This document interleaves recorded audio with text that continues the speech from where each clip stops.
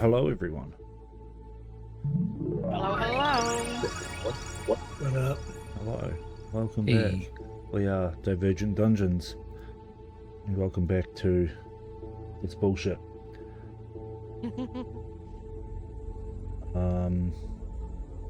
I think you mean this emotional bullshit. Yes. Whatever the Does anybody want to go over the new rules that I explained earlier this morning? Do they expire when it's not today? Yes, they do. Yeah. They expire as soon as we start rolling dice. It's fine. I'm glad everyone realized. Oh, right. The rules that meant that all of us were going last in initiative. Yeah. Right. Yes. Yeah, those ones. Yes. I'm glad everyone realized that it was an April Fool's joke. Oh, was I it? didn't even realize it was April Fool's. I thought thought you it were was talking funny. shit. For everyone else's sake, I said that we're going to be using a new system for initiative. Instead of rolling dice, initiative will be determined by how quickly you answer a D&D lore question that is asked at the start of combat. Wrong answers mean your character is surprised. Oh, that'd be kind of fun. It'd be really fun for a one-shot. Oh, yeah. Anyway, no recap today. We are just going to jump straight into this. I will give a slight recap.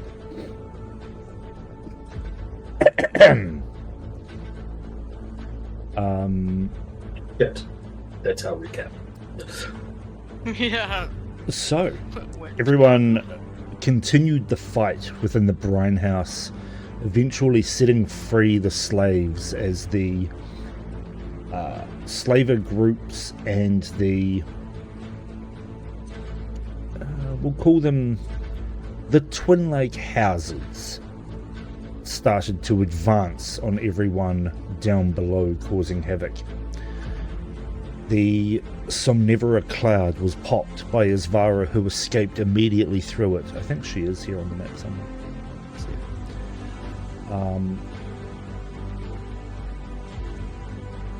And everybody, one by one, travelled through the cloud to escape the chaos below. Once everyone was through, the enemies within the brine house started to filter through, but Lil took it upon herself, and in a moment of grand self-sacrifice, exploded the cloud from within, destroying herself and the brine house in one final bout of musical magic. And this is where we pick up our tale in Somnivora. Everyone is more scattered than what it looks. Just need to very quickly place everyone on the map. And you have seen where the tree is in the map. The multicolored fluorescent cloud suddenly swirl and shift with color, condense down into a ball, and then poof, pop outwards.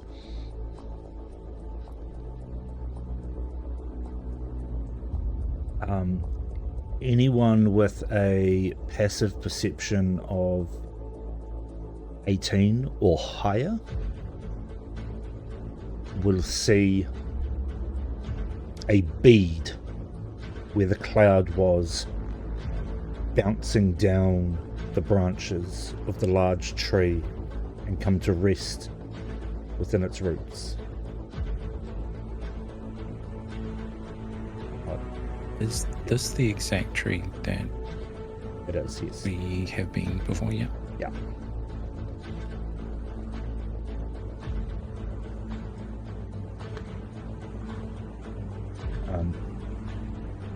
As the bead comes to rest, if any of you saw it,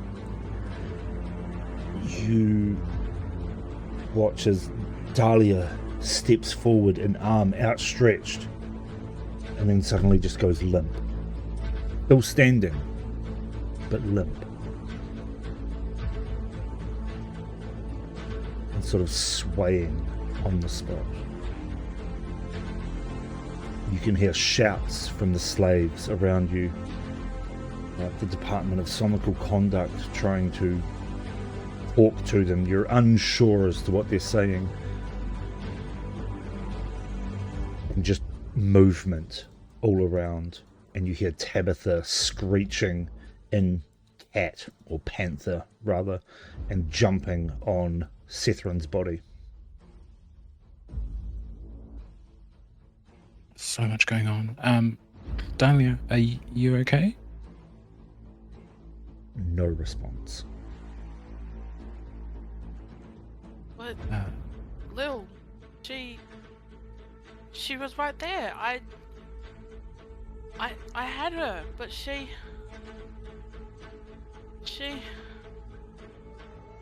Oh. Did you hear her say, what was it? Thanks for the adventure? What does that mean? No, sadly. Looks like a Genry.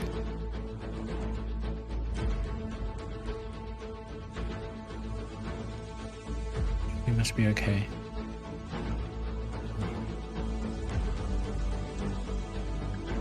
Looks like it's you and me, Val.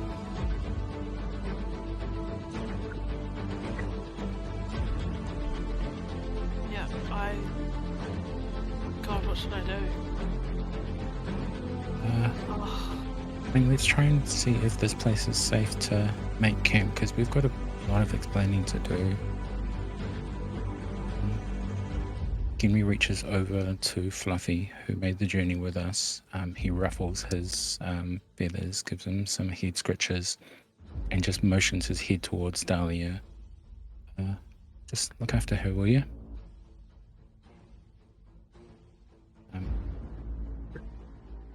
And seeing that Sethran is not moving, he rushes over to Tabitha. As you rush over, we're going to flick very quickly to Zer and Marco. Lying in the grass, the brine house just exploded in front of you with power you have never seen before. The explosion, like mushroom cloud type explosion, had mixed in it the purple and pink threads of dream energy that you have seen before within Somnivora, as you heard Lil's voice through the explosion. And as you lie there, ears ringing, you hear a voice in the back of your mind. Well, I don't think you're supposed to be here. I got what I came for, but perhaps you should be helping your friends. And your vision suddenly goes dark as the familiar hand of Velmir clutches the front of your faces and just yanks you through space and time. And you are thrown, not so nicely, into Somnivora, landing in the dirt face first, as if he's like grabbed the front of your face and just yanked you down into the dirt. You don't take any damage, but you do have a mouthful of dirt, or the front of your helmet, Zer, is just caked in dirt. Zera's gonna sort of stand up, brush himself off. I bet this is fucking Lilia's fault. Genry, why is there two of you? Hey guys, is Lil with you? No, she was with you guys. The fuck has she done now? Saved us all. That Marco's going to get up and look around frantically, and we'll see Dahlia, and we'll run up to her, hands on her shoulders, and just where is she? As you shake Dahlia, her head lolls back and forth. And you catch a glimpse of her eyes, and they are just white, milky, as if her body is here, but her mind is not.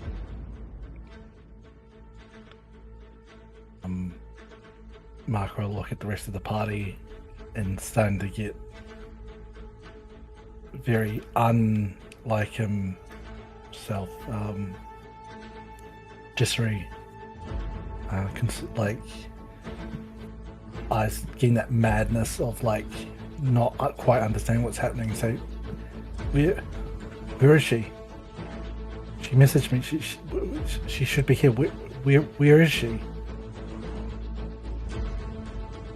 Albert just shakes his head at you and just looks at the ground.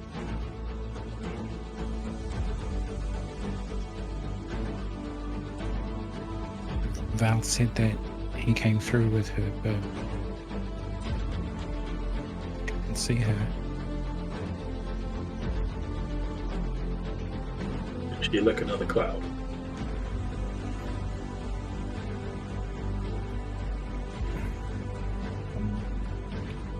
Let's hope so.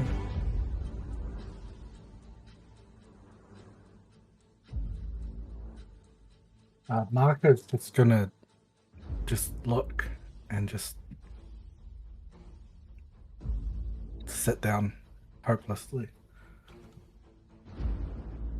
Well, she'll turn up. She usually does. Where the fuck are we going from here again? I feel I need to preface this. I'm not being a dick. Zer did not hear Lilia's message. I mean, the only message that anyone that isn't Marco or Dahlia heard was thanks for the adventure.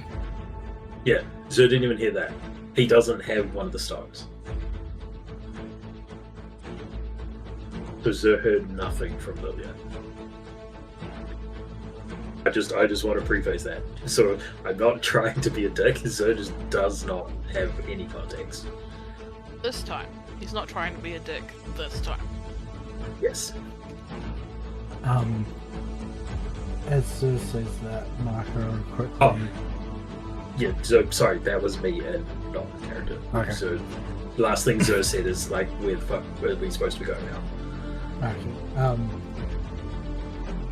Yeah, so Marco's just gonna just look up and you'll see him. I just need to make sure I know what the component is. We'll pull out some fur and we'll look at it and you'll hear him say Lilia's name and we'll cast Locate Creature Don't forget. to see if she's within 1,000 feet. 1,000 feet of me.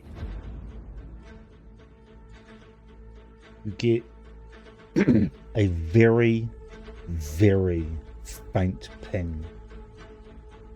Not too far from you, maybe 15 feet away. It is extraordinarily faint and very small. Marco scramble up and start. Okay, roll just roll an investigation. Oh, I'm not too bad at that. 21. 21. As you fumble in the dirt and the underbrush, you find a small pink bead. It is the thing that is giving off that is giving the ping from the locate creature.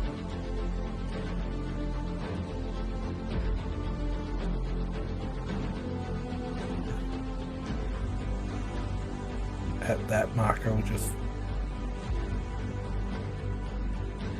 Yeah, carry on. shut down.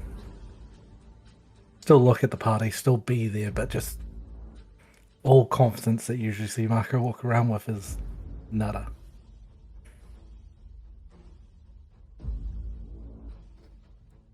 As you pick up the bead, the voice of Lil comes through it. Now, I want everyone to hear this, but I No. have done a dumb, not downloaded the voice clip. Listen to Everyone, filler sounds while DM does technical stuff. Yeah, pretty much. Somebody sing a song. A, B, to C, D. I'm walking on Zoe's sunshine. gonna hoist Dahlia up onto Fluffy. Like he's actively trying to get the party moving to our next objective.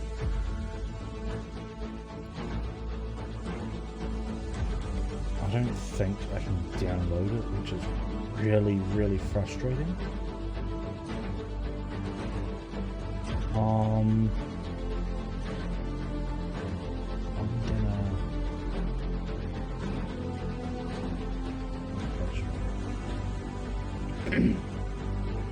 Is it on your phone or something?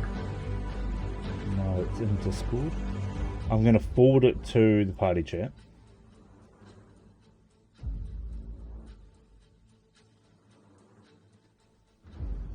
You guys can listen to it, and I'm going to hint.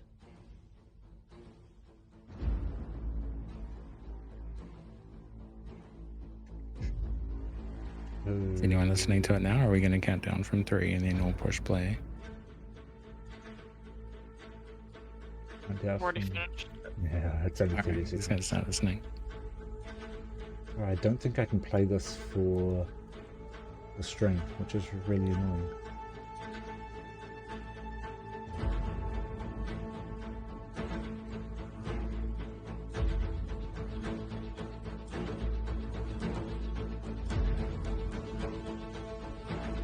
Bear with us.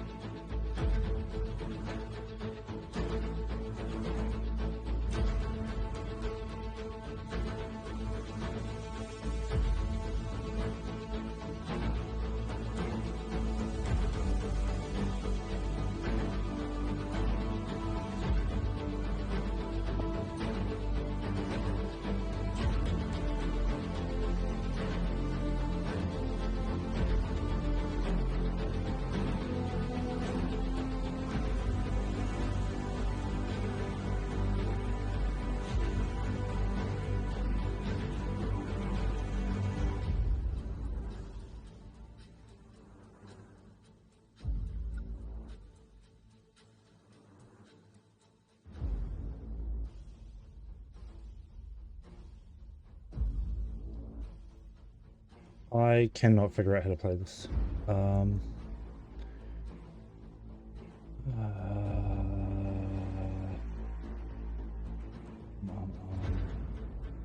Sorry, I'm trying to figure out a way to do this. See if I can do it this way.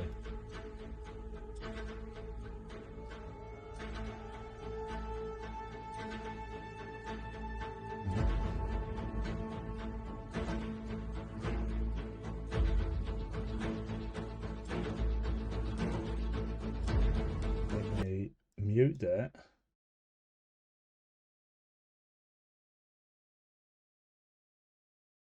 Right. Mute that.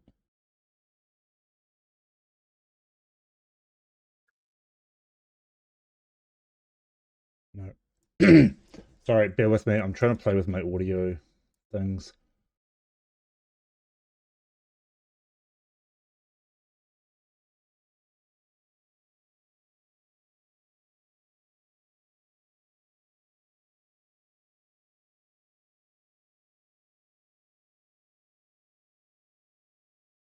No, I can't get this. God damn it. This is so frustrating.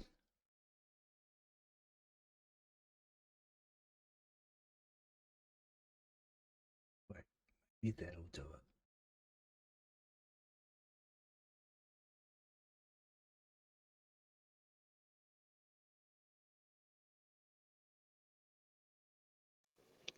Don't forget the music. No matter where you go, who you meet, and what you do, that will always be your connection to me and my soul. I will always be Yeah, with the you, trauma. floating through your dreams and in the back of your mind. Keep me remembered. Huzzah. I managed to do it. Yay! Nice. Right. What a pain in the ass that was. So yes, that is the message that you hear, Marco, as you lift up the bead.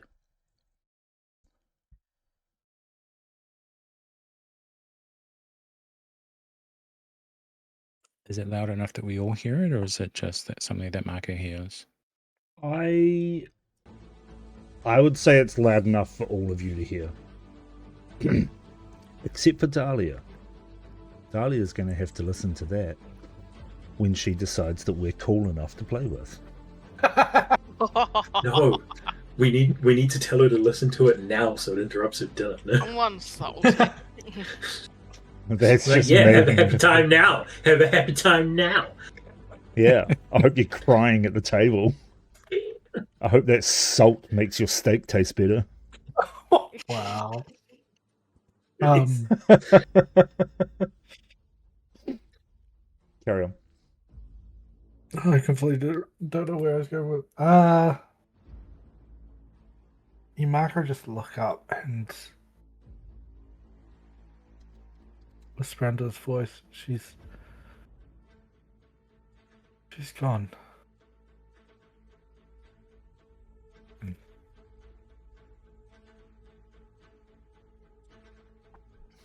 Yes, I have. Why teeth? What? When you say she's gone, Erelise will come over. I'm sorry, did you say gone?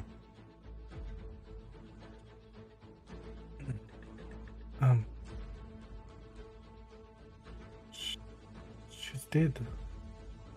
Oh, No. but we all escaped. He had a plan.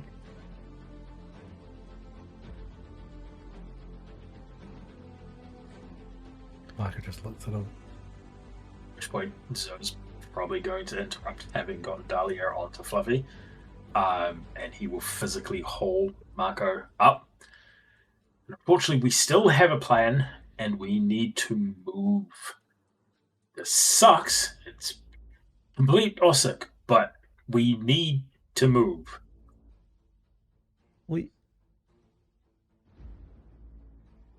No. You see tears start to fall down her cheeks. It can't be. She then runs over towards Tabitha and Sethrin, as Tabitha is still pushing hard on Sethrin's chest.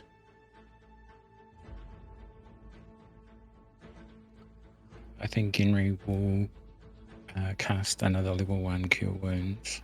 I don't know if I need to roll it because it probably won't make any difference. Can I get a sense for, like, is Sethrin... Is she unconscious? Is she, like, starting to go cold? Is she still? It's interesting. She's definitely not breathing. But she's not cold either. The phantom strings that were coming off of her hands, her shoulders, they are starting to fade. Help. Erelise, is Vara... Can you help? Erelise just drops to her knees. No, not her too. And she just starts to cry. as Yusvara comes over. I am so sorry, but this one is beyond my power.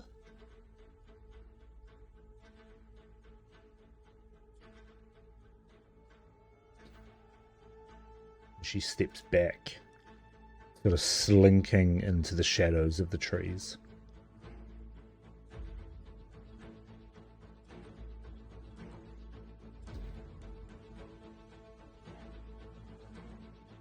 So I think Genry he's overwhelmed to lots of not very good news. The two most powerful beings in our group can't do anything about it.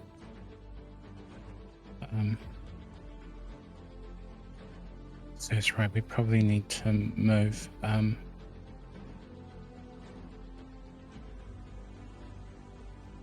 Tabitha, you alright? Tabitha is still in panther form. She has stopped the chest compressions and is just lying on top of Sethrin's body.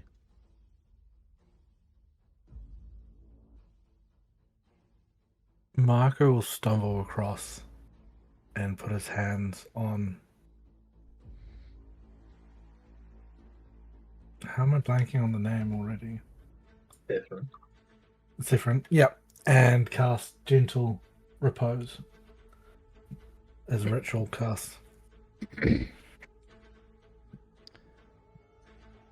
Which takes 10 minutes. Yeah. As okay, we'll come back to that. What would you guys like to do for the next 10 minutes then? Zo's gonna, but seeing as Marco stumbled off, Zo's gonna look to Valric to see what condition they're in. Are they falling apart as well? Mentally, maybe, but he knows she,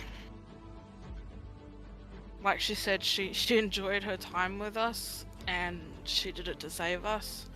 So trying not to be rude about it, but trying not to think too much about it and carrying on like she would have wanted us to. So he's trying to get tents put up and he's looking to people and see if there's anything he can do to help. Not that he's very good at healing. Maybe he can cauterize wounds, but anyway.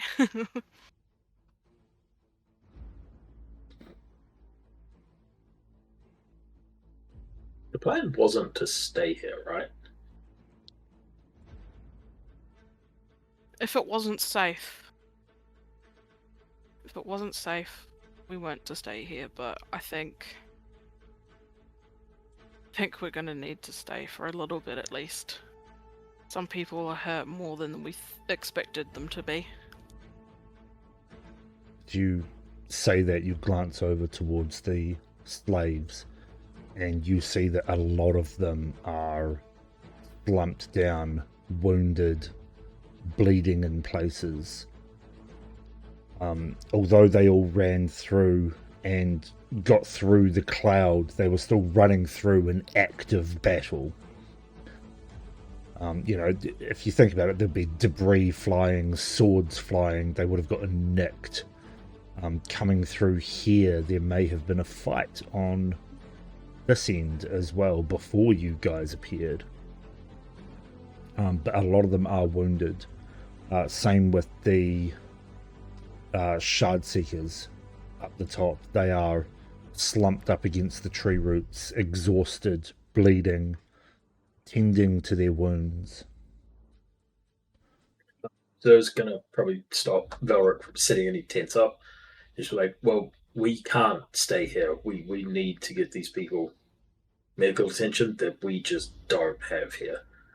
So you need to make sure she doesn't fall off this lovely, I'm sure, owlbear. Zo's going to point to Dahlia as he says that. I'm going to get them moving. and organized, and then we need to get the frick out of here. Okay. Good with that? I can do that. Yep. Cool. Enzo is going to walk around the ritual site to Yizvara. Right. Yes. So getting out of here, do we need to do anything special, move anywhere particular? I do not think so. We could leave from this point. Just get us back to... Oh, fuck is the name of the town we were at in the mountains? Orange Shale? Orange Shell. Orange Shale. Jinx. Would that get us back to Orange Shale or back into Twin Lake? With I some don't understand help, this place. with some help, I could get us back to Orange Shale. Whose help do you need?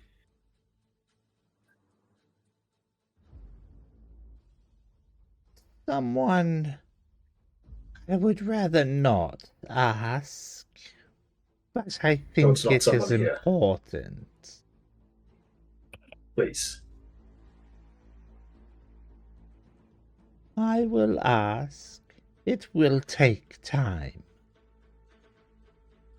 Do we know how much time? Oh, it depends on when she answers.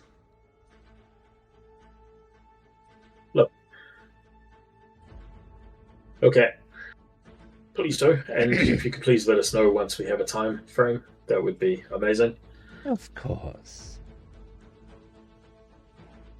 And then Zo's going to rock over to the big group and start with the Chancellors and the Department of Somnical Conduct people.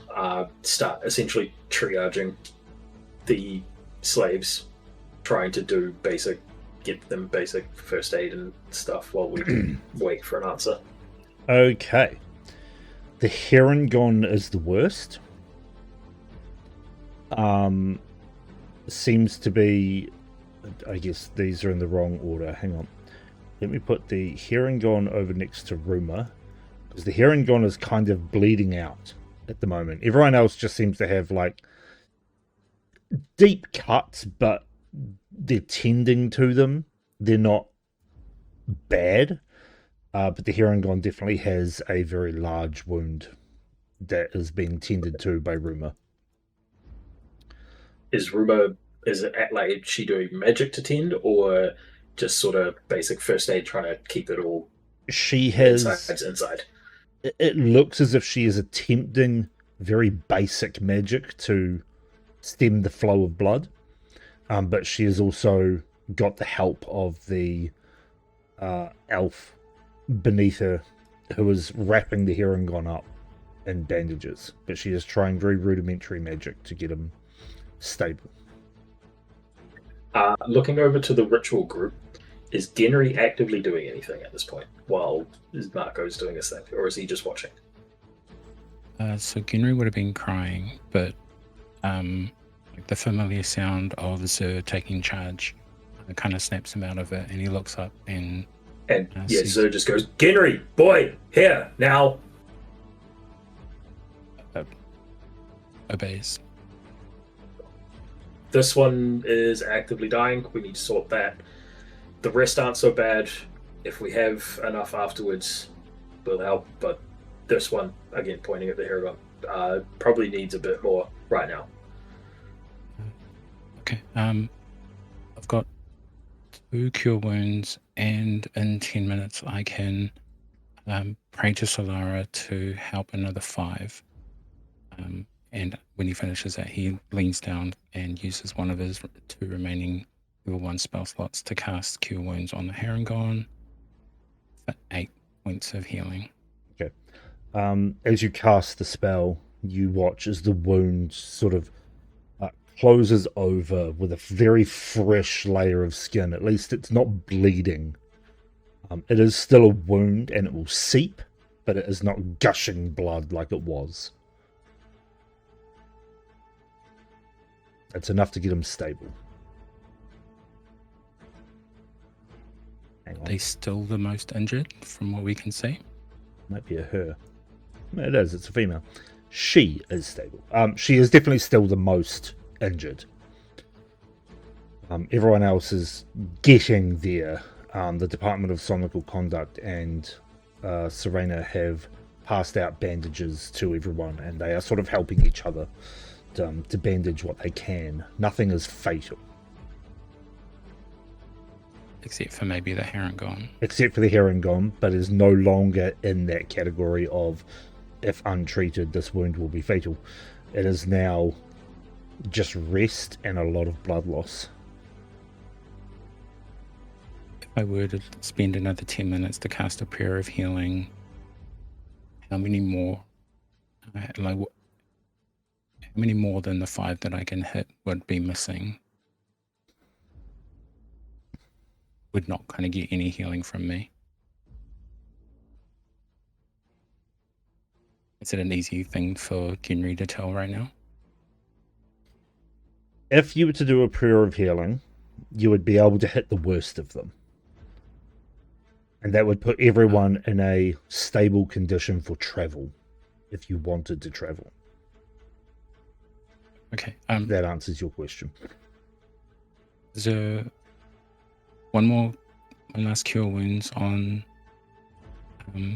the hero of the hour. And then I can patch up another 5. Good. And then Do you Genry need spends your... his- No. Do you need your water flask for this? so one hand on the Herringon and the other kind of reaching his water flask and hands it off to Zer. So the Herringon Zer's gets gonna- another 8 healing. Who's going to get a very basic stew going while we wait for Yuzvara to answer? Tingla. No, not quite, unfortunately. The Aw. spice might kill the people we're trying to heal. Yeah, probably. The Herringon sort of grabs your sleeve, Genry, and just whispers a "Thank you."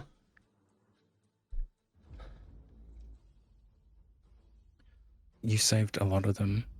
It was very brave of you, thank you. Genry looks across over to Serana. I could use your help if you're not busy. I don't quite remember all the words that Dahlia taught me. Of course. She runs around to help you with a prayer of healing, mixing her own prayer of healing in so that you can cover the majority of everybody. Cool. I don't know if the NPCs have hit dice, but the prayer of healing also allows them to take the benefits of a short rest. Okay, so they don't really have hit die, but we'll say that they are at least no longer in danger. Cool. Some of them are And- looking rather healthy. Okay.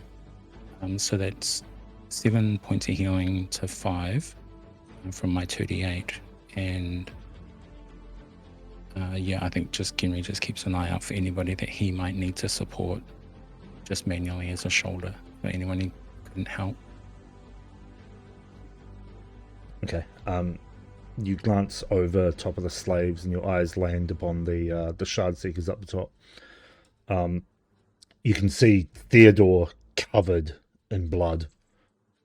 Whether his own or someone else's, you're not sure. Pippi seems rather unscathed, but very frightened and is clutching on to Theodore. Jareth is almost looks like he's having a nap against a tree root. He looks pretty beat up and just exhausted. Kaelin basically the same. But Theodore looks, I guess, bad. If you were to think that all of that blood is his own, he would look pretty bad. But he doesn't seem too worried about himself. He looks more worried about the slaves.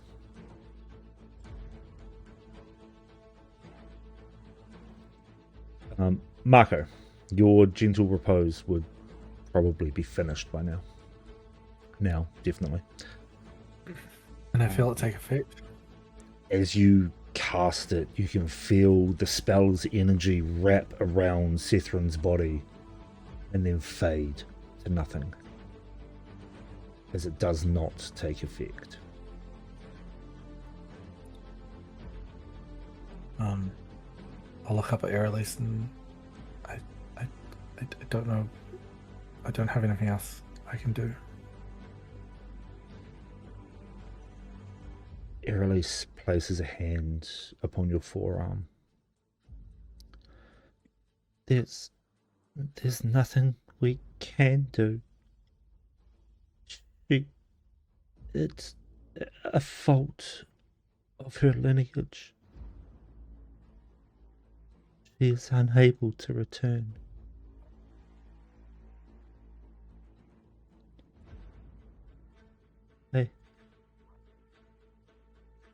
He was a good friend.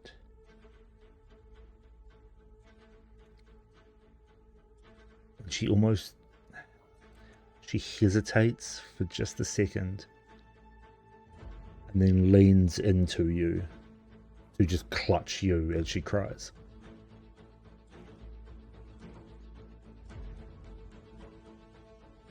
I'll put an arm around her and just look at the dead. No, that's putting two hands around her. Just snap her neck while she's there. Quick, I got everything, let's go! Yeah, we'll put an arm around her to support her and just stare off. Not really. Yep. Trying to process emotions. I understand.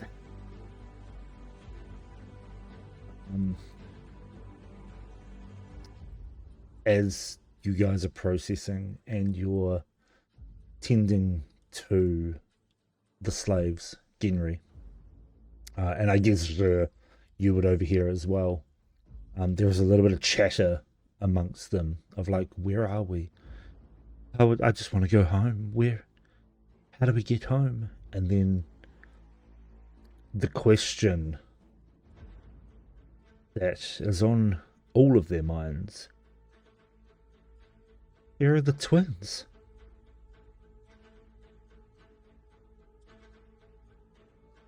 Were they saved? What about the fire woman?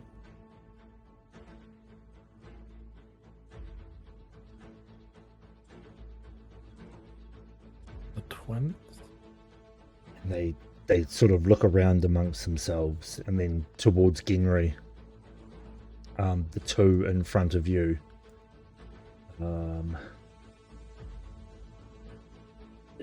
Sort of ask you directly, Genry. Did the twins get out as well? And the one wreathed in fire? I think Genry's then going to try and call back his memories. Does he think he saw a pair of twins and a firewoman in all the mess that happened in those few seconds in the cabin?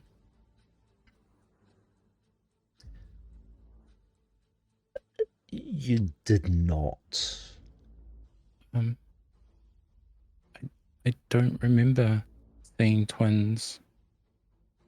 And I'm not sure what you mean by a firewoman, but I don't think I saw anybody that made that description either. This is when the old woman steps forward. Oh, they are talking about the angel twins. And the woman, he was a fire genasi. They were a part of the special lots. The ones that would fetch a much higher price.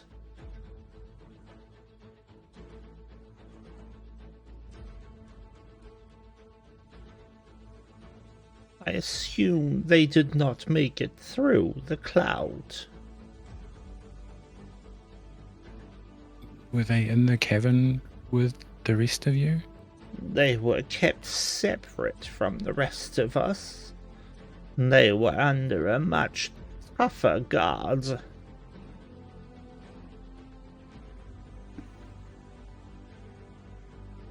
I think the additional sense of failure suddenly hits Genry as he looks at the ground. Fuck. I'm sorry. We did what we could for you, and even then, we lost a lot. I'm sorry we didn't give you much choice, but hopefully we get you to a safer place, and you might think that we did a good thing for you. You have done a wonderful thing for all of us here. The twins will be fine. I can feel it in my bones. They'll be okay. The fire woman will help. And I'm sure the Veilbound will be of great use to them. Perhaps you will cross paths later in life.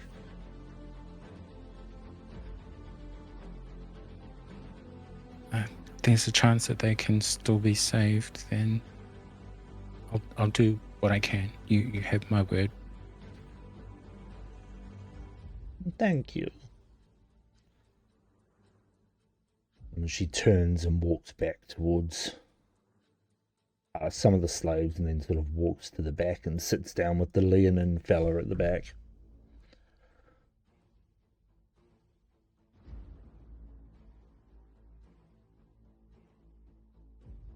Serana, how are the rest of your group faring? They will be okay. Theodore's the worst, but he's been through tougher. He'll be just fine after a long rest. You guys didn't have to come at all, so again,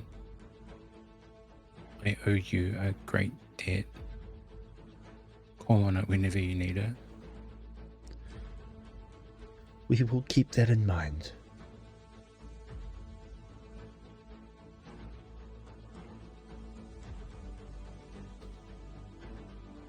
Isvara. Marco, any luck? Carry on, Marco. Marco just look over the fire over his shoulder and just shake his head. There's a lot of people on this board. You're telling me. You know how I felt last week? There was like 45 more. I did help. Yes. I did help Very reduce that. strong word for that, but yep. You helped by killing them all with a fireball. It was glorious. It was pretty cool. Hey. We weren't the ones that cast Fireball. It was that other group. Yeah. Don't you slander us.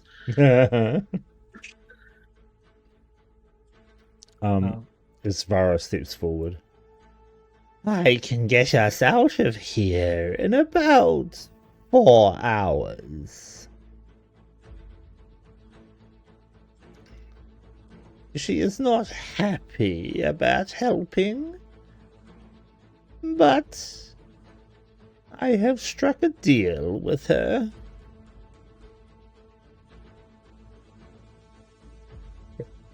Thank you very much. In the meantime, food's ready.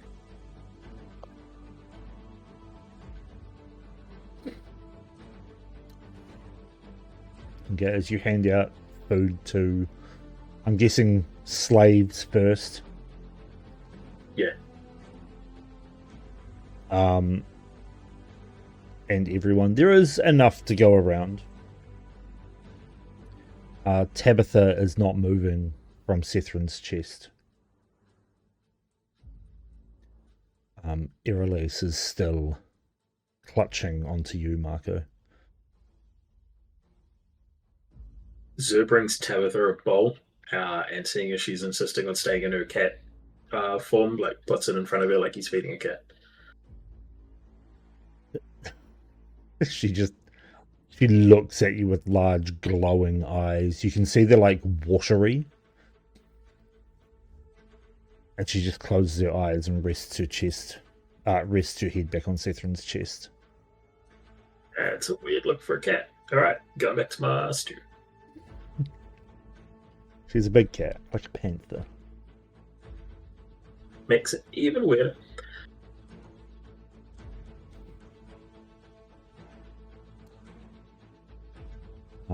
I guess we just set up a perimeter and hang out for 4 hours.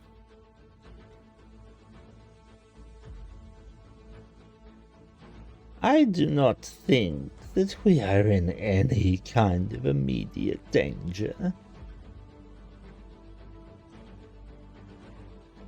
Take a load off and rest. Rest while we can.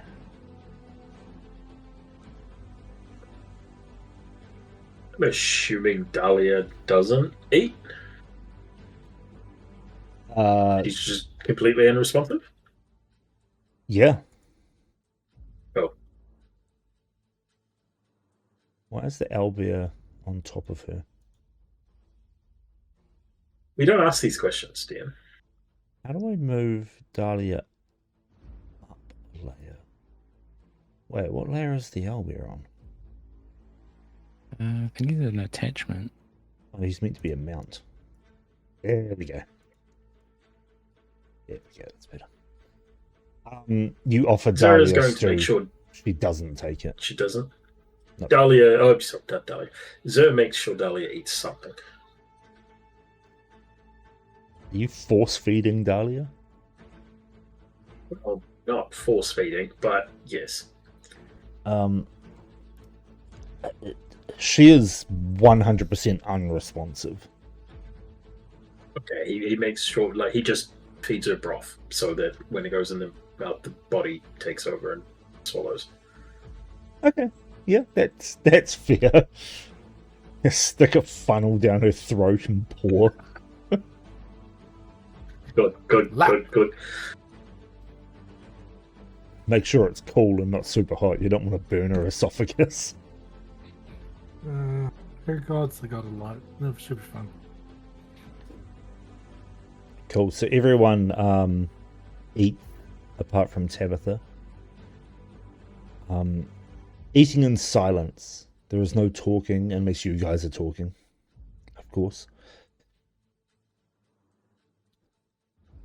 Tabitha eventually gets up off of Sethrin, wanders over to wherever you are, Genry, transforms back into herself. Might I ask where my juniper is? Genry taps kind of the area on his trench coat over his heart.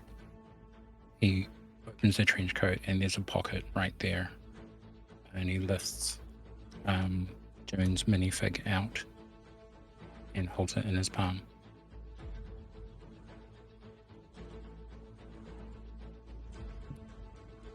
And how do we...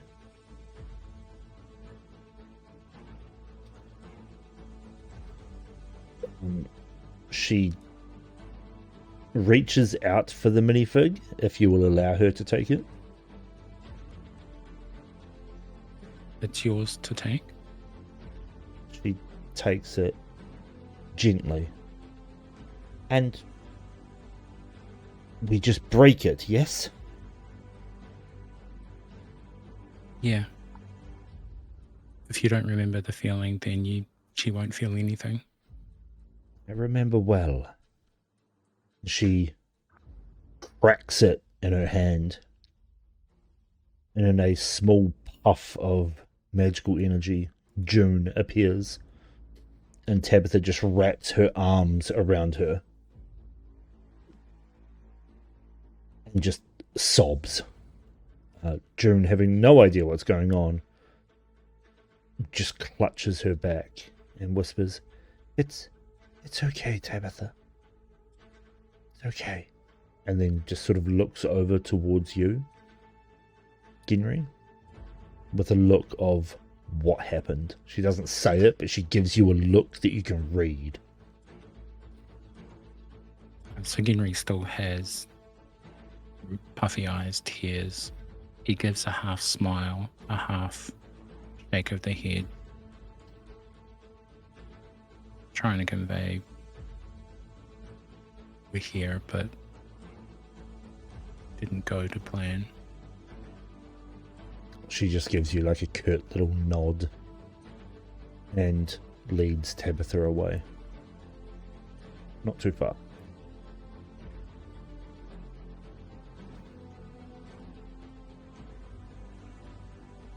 Right. Is there anything else you guys wish to do within the next few hours?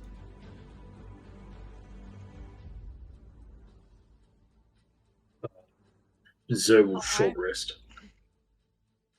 Understandable.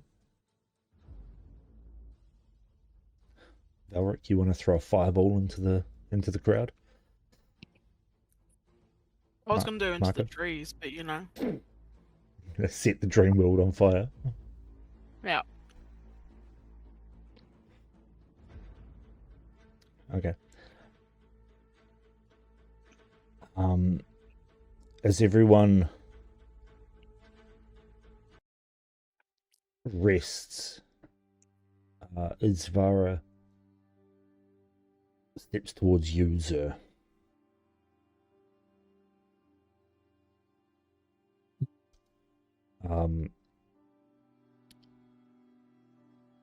She is ready for us.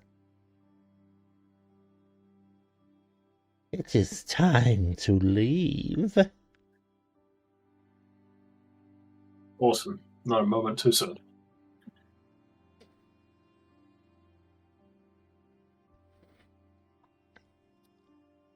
Everyone is mostly gathered. I just need everyone in a tighter bunch. Starts yelling for everyone to get up and circle around. Up, up.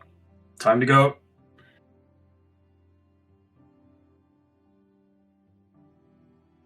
Henry whistles for Fluffy.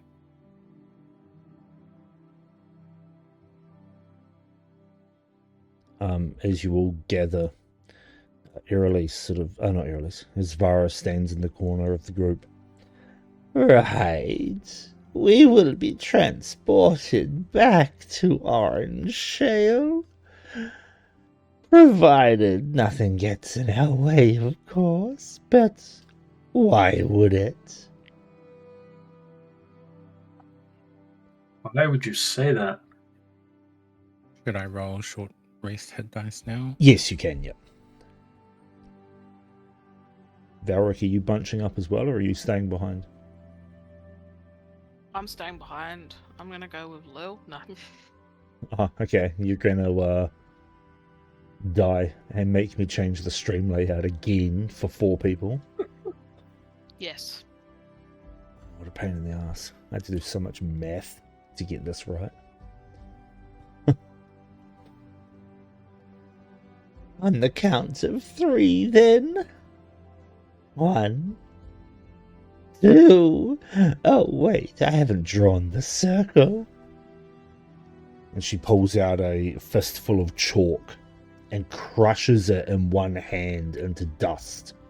And as she drops the chalk dust on the ground, you watch as it snakes away like an army of ants, just snakes away in a big circle around the entire group. Much better. 2, 1. All right, here we go. And the chalk suddenly glows with a bright white light, blinding you all as you feel your feet lift up off the ground. And you are shunted through space to not there. Too good with China. It's not China. It is. I did not say China. I don't know what you said. Good. Where is it? There it is. It's not on the map. Back to Reality. Oh, there goes gravity. Orange Shale. As you land in the Bloomwalk district, in the courtyard that is so familiar just outside of Tabitha and June's inn, the Larkspur and Linden Inn, as your feet slam into grass and cobblestone, and you breathe freely for the first time in a long time. Well, it feels like a long time as you breathe in the fresh air of the Orange Shale cliffs. As Vara goes, "Well, lovely. It seems to have worked. Thank you, sister. I will make the delivery shortly."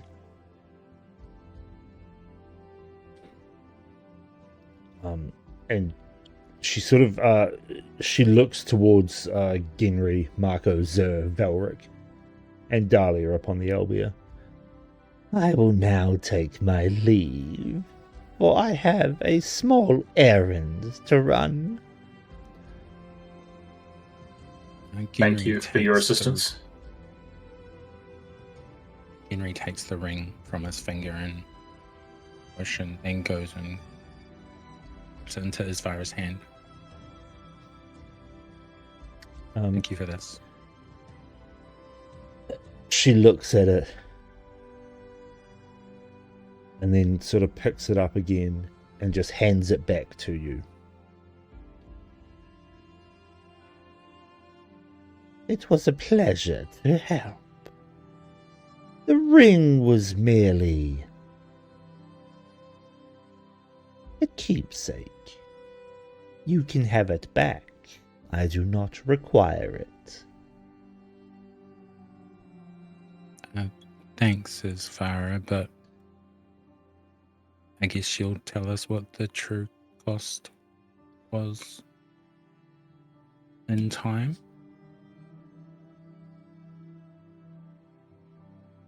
Well,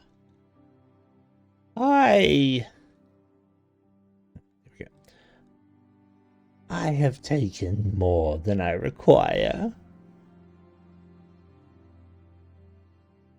Let's just say that young Dahlia owes me, and I will call upon her in due time.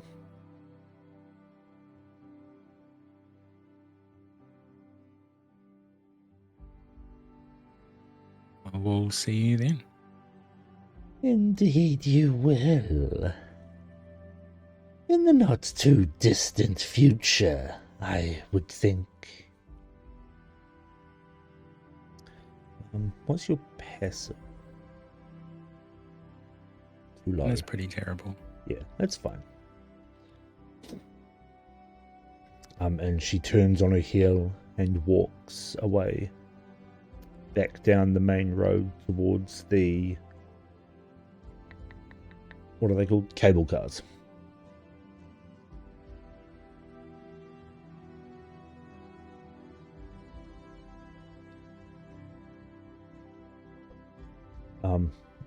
As you turn, you see June and Tabitha's starting to usher everybody into the Larkspur and Linden Inn.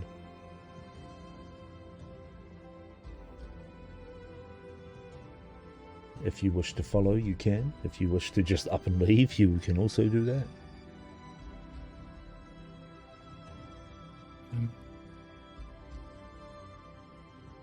Marco, the Valric, I think we should probably take Sethrin back to Mayor Softgleam. Sethrin was the help that the mayor offered. I think we owe it to both of them to let the mayor know what happened. Yeah.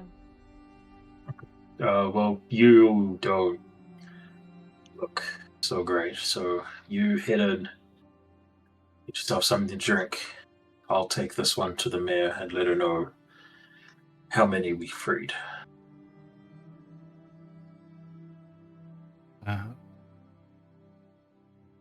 Okay. I'll send So it's Fluffy gonna, with like, you. Look at Genry and then pointedly turn his helmet at Marco.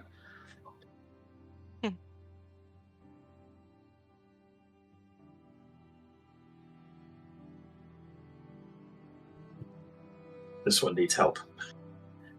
We've known that for a while, but specifically right now.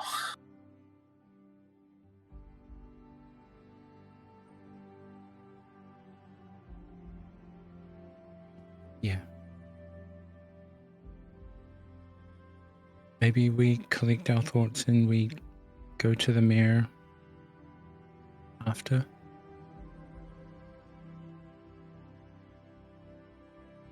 I don't want anyone out of my sight for the time, for the next little while.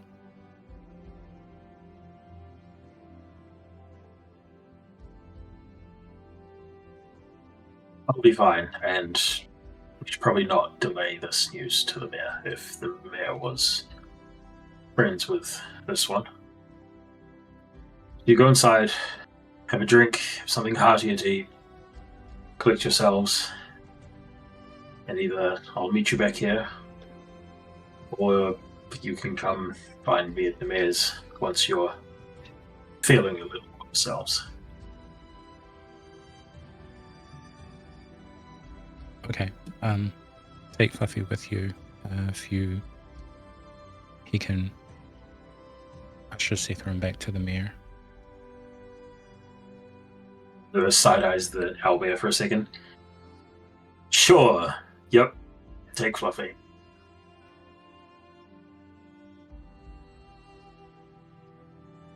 And Genry telepathically to Fluffy. Look after him, please. He doesn't outwardly show his emotions. Fluffy just nods.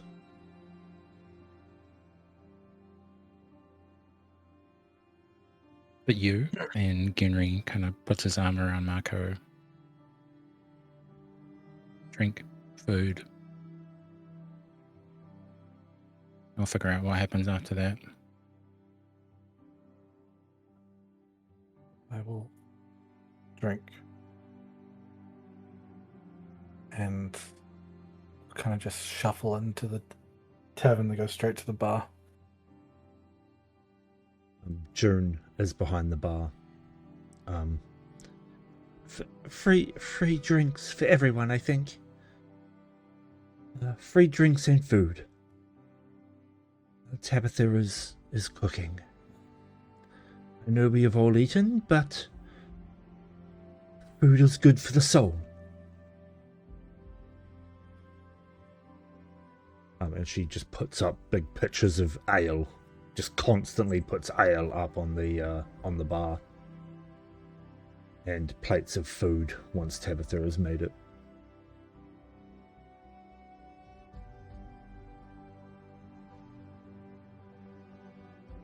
Mark, I'll just take a ale and just go find the most darkest corner that he can go to, just not be bothered by anyone. That's fine. You find a dark corner to go sit in and brood. Yes, my brooding corner. Yes. We'll come back to that. Zer. This is my brooding corner. No girls allowed. She's dead anyway. Ooh, Zer, are steak you to the heart. Oh, steak. are you taking Sethrin to the mayor? Yes, I am. Can I ask how This is you're good. doing it? Because having some armor-clad guy just carrying a dead body through town is probably not a good look. Well, I'm pretty sure she's on Fluffy. Was the whole reason Yeah. Fluffy's coming with. Okay. And I would assume most of the town has seen me about. My armor is Yes. very distinctive. That is true. Okay. I missed that part about Fluffy. Yes, so you managed to walk through town. You get to the cable car and there is an old man at the base of the cable car. What level would you like, sir? Ma'am? Automaton? Turns to the Take a owlbear. pick. I don't T- think it Turns matters. to the owlbear. Which floor would you like? Which level would you like? Large beast creature.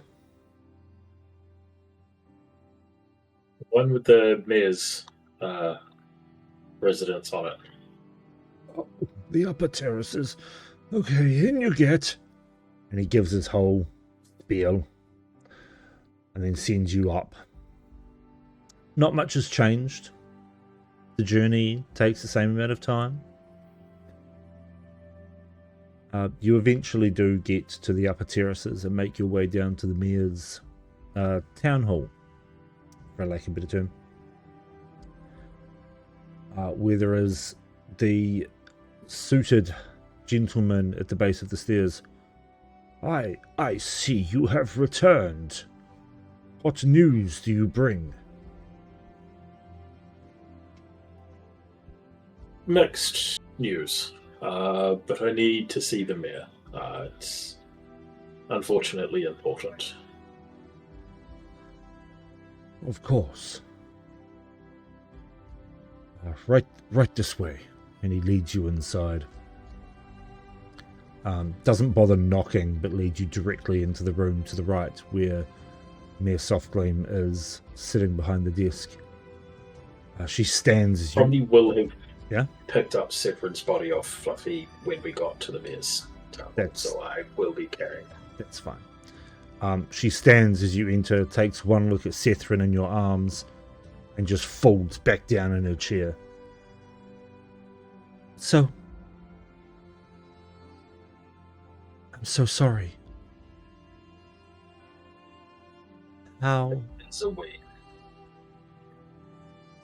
Oh, this is terrible news. Terrible indeed.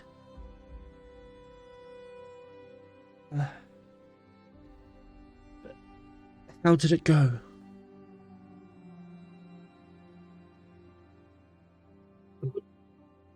Probably deem it a success. Yes? Apparently, we may have missed a couple of the special lots.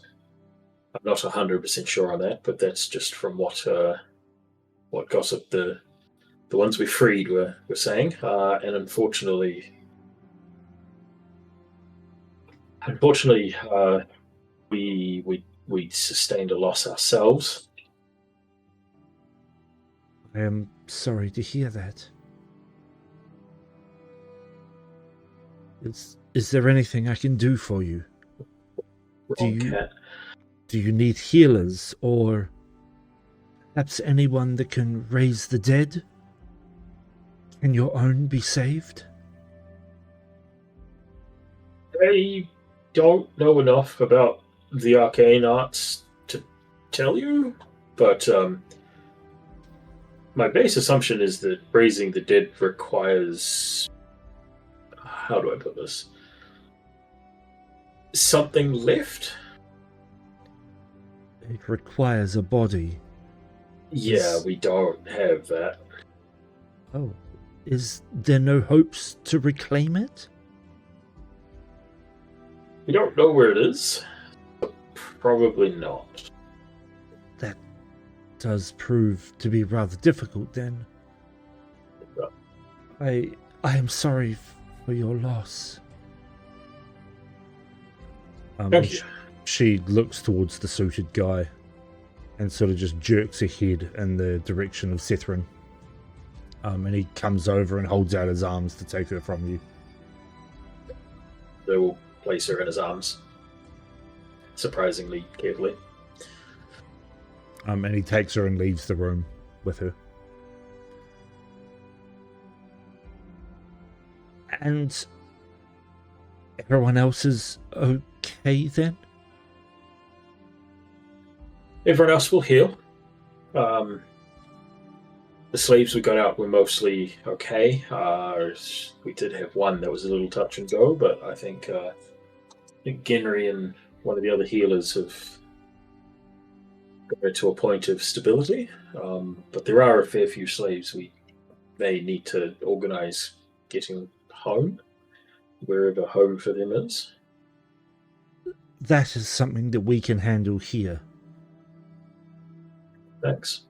We could not offer a direct hand in the mission that you undertook, but we can take care of the logistics of moving people back to where they need to go. It's understandable. Civil wars are never fun. Indeed. Again, I am sorry for your loss, and do take the time that you need to heal. Emotional scars, of course, take the longest, but come and see me again when you are ready. All of you. There is much to be Is that done. all? And thank you for your assistance. And I'm sorry it cost a friend. A valued friend she was. But her death will not, no, dare I say, her death and the death of your compatriot will not be the last. We will use this time now to fight back while they are weak. Perhaps we can bring an end to this after all, once and for all. Sounds like a worthy endeavor. And no doubt once we're back on our feet, we would like to help. Indeed, come see me in a few days' time, once you have rested and grieved. We can put a plan into action of what our next steps will be.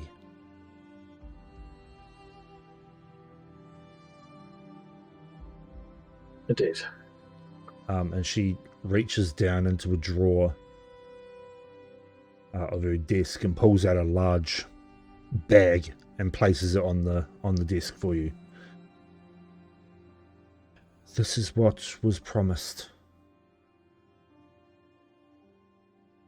A reward from the town. Please take it. Thank you. Do as much good as we can with it. And so we'll grab it. Suppose I must get back to mine and make sure that they are okay.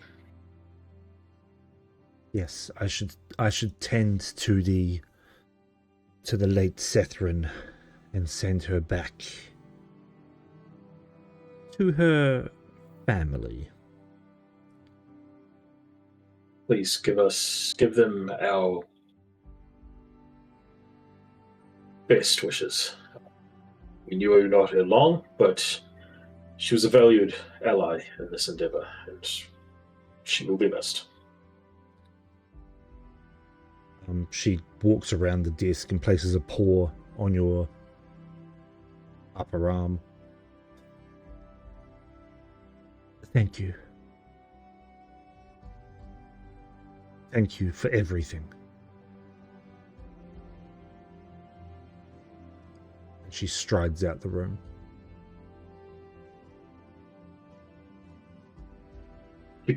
Probably get a spike of emotion, like the others did back when Zer had his meltdown. It's not nice, but it's there. She gives you a look of concern, but she doesn't say anything. And she does continue to walk out. Zer takes Fluffy and returns to the inn. Cool. After maybe like 45 minutes or so, Zer returns back to the inn. Everyone is drinking quietly and eating. There is a little chatter, but not a lot.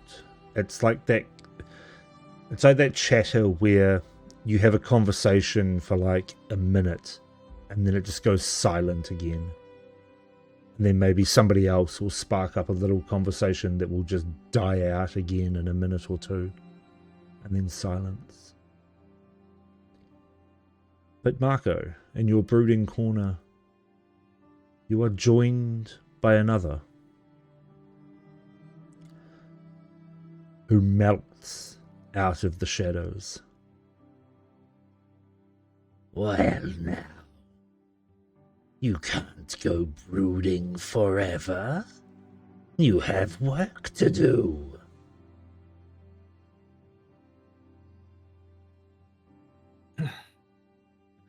Fuck off.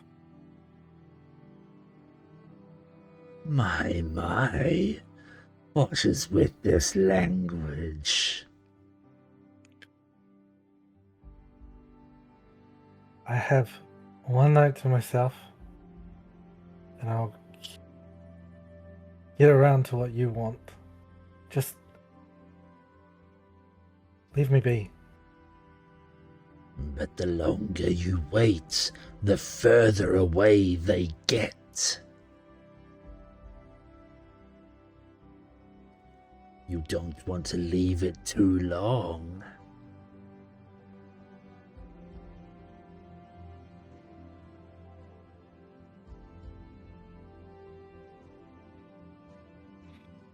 I should have taken banishment. That would be fucking brutal. Worked Not on that I could Zach. cast. What a way to hey. tell him to fuck off. Just banish him to another plane.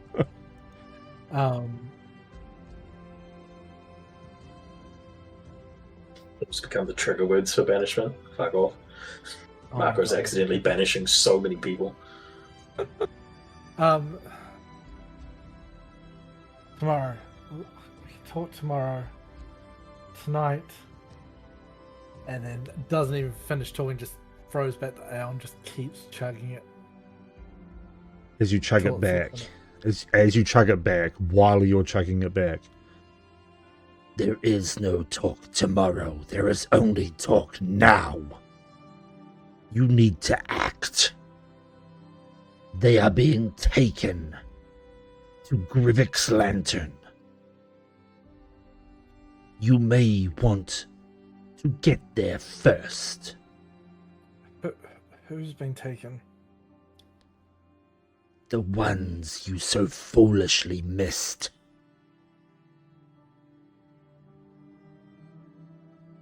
At that, Marco would stop. How? Because he wasn't paying attention when the other slaves are talking about them. How do you know that? I know many things, young Marco. Many things indeed. You do not become the keeper of the threshold without having a substantial network of spies. And I tell you now, you want to get to Grivik's lantern before they do. Granted, they are slow. Where is this lantern? Grivik's lantern. Get there first. Or head them off in the worm thicket.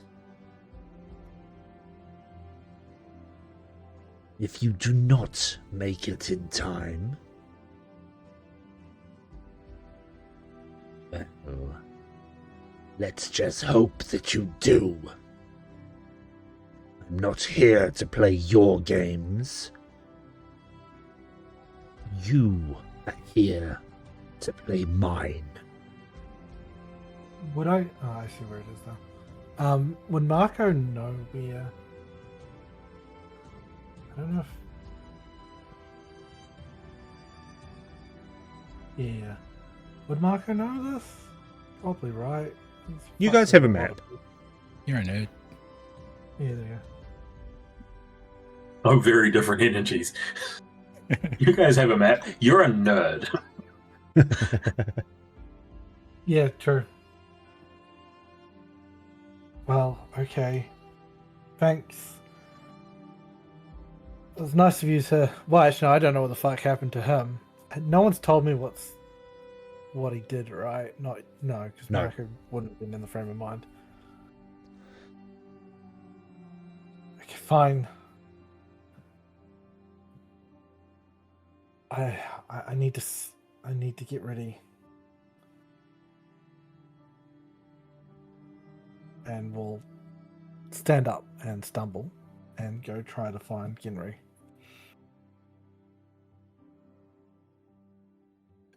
Ginry is not hard to find. He's helping take food and drink from the bar, and kind of sharing it with everyone. And he's trying to spend as much time as he can. So he probably stands up from where he's sitting with a couple of the people that we rescued. Oh, you're up and about already. That's not a good sign. Fuck. Marco's leaning heavily on his staff. Shadowfuck has told me that we missed some, and he's told me the direction they'll be going and how we can. No, we need to stop them before they get there.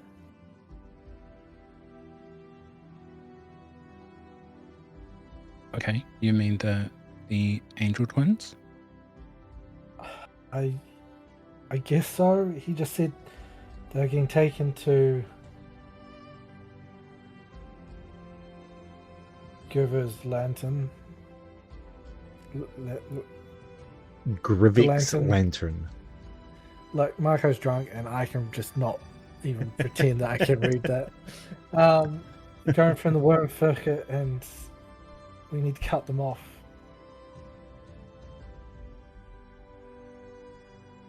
Okay. Are we sleeping off the hangover, or are we going in the morning? We're gonna have to pry a portal from someone. We won't be able to beat them if we try to just run from here. Do we know where that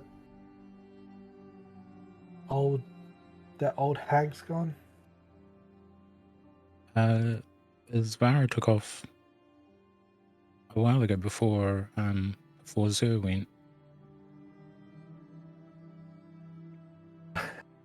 Marco's gonna try climbing onto the pub, onto the bar, to try to find where Erelise is at. Okay. Roll me a perception check.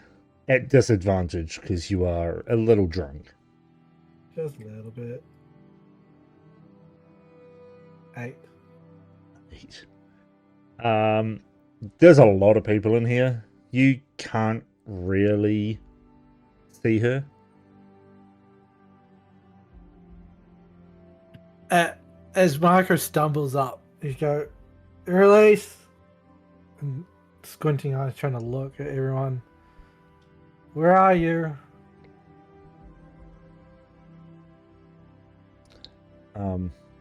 You watch as from a hidden booth, a little 17-year-old hand just pops out. I'm here. What do you need? And with that, Marco will walk towards that without remembering he is on top of a bar. I don't know how high up a bar is, but it'll be a You stumble off the end of the bar. You collide with a couple of chairs as you fall flat. You take 3 points of bludgeoning damage as you topple over the chairs and crash down onto the floor. A lot of the patrons turn and look. It goes kind of silent as Irelis sort of runs up, bends down, grabs your hands to try and help you up. Do you need something?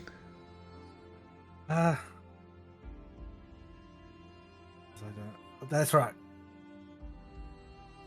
Can you take us to the worm thicket or a lantern? What? Sorry, you're... What? You're not making sense. Wait, no. Shadow Fucklenux said that the ones we missed were on their way to a lantern, to that shithole lantern place in the middle of nowhere, through the thicket, worm thicket, and we have to stop. I'm sorry, Shadow who? Perhaps we should talk in the morning once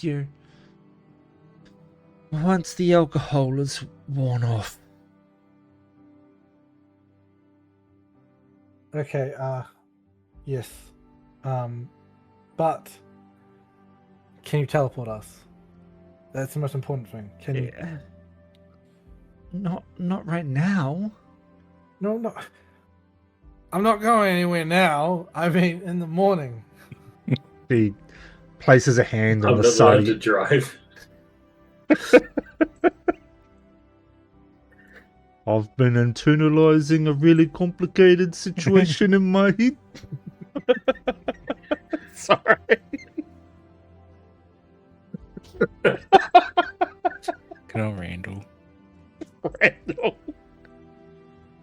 Oh, I love it. She places a hand on the side of your face gently. I don't know what you're talking about, but I think you need to rest. You've done a lot today, and you've lost a lot today.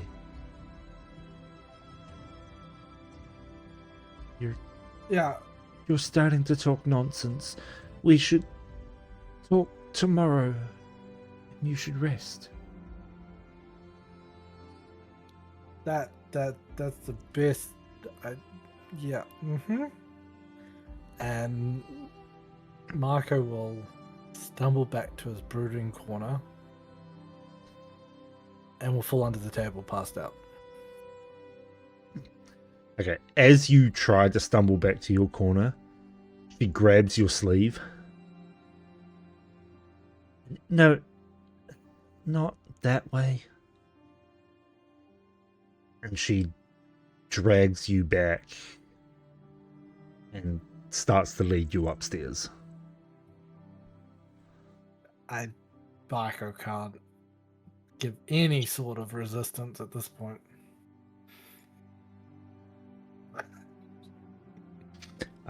She leads you upstairs and takes you to your bedroom. Takes you to your bedroom.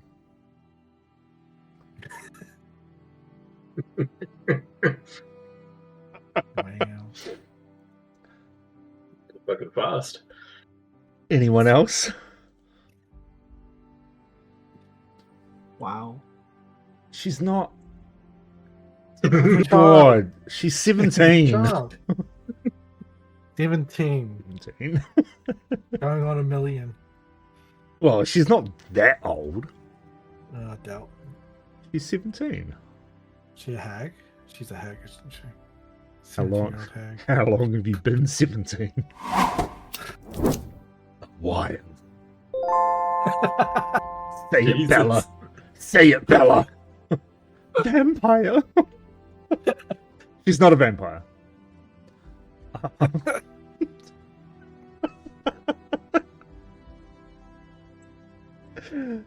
Oh my god, this is terrible. All right, what are the rest of you doing? Have we ever seen Erelise in the sun? Yeah, no, you have. Oh, okay. You have. She's not a vampire. She's something else. She's a 17-year-old. She's a 17-year-old who goes to school and doesn't like it and fails to do her homework. Ginry knows. Does Ginry? Oh, Ginry does know. Oh, Yep. shit. Yeah, Ginry does know. That's interesting. I forgot about that. She's a wizard What? of the College of Traumatology. Yeah. Marco's like, wait, what do you know? What haven't I been told? When we get home, A young lot. boy. Young boy. Oh my god. Alright, what are the rest of you doing as Erelise steals Lilia's man and walks him upstairs?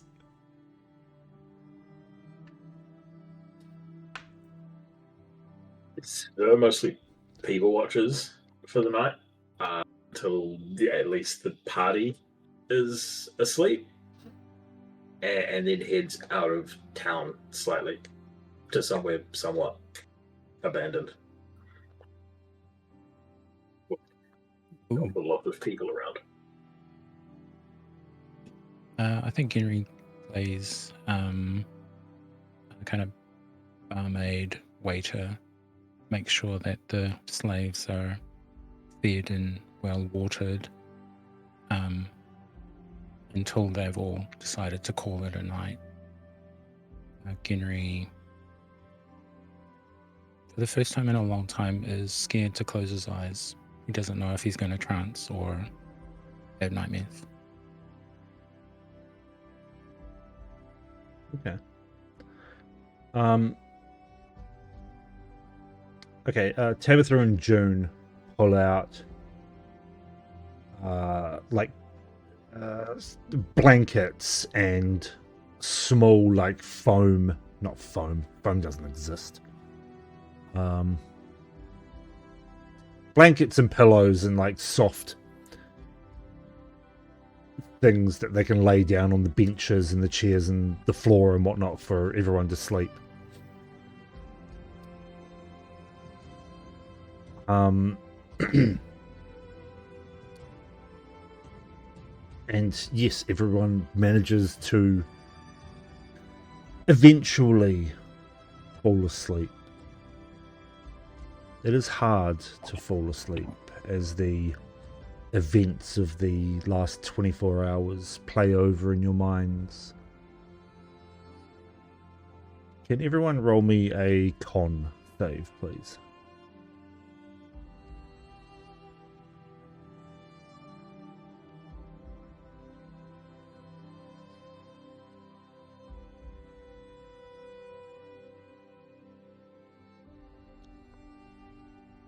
Okay.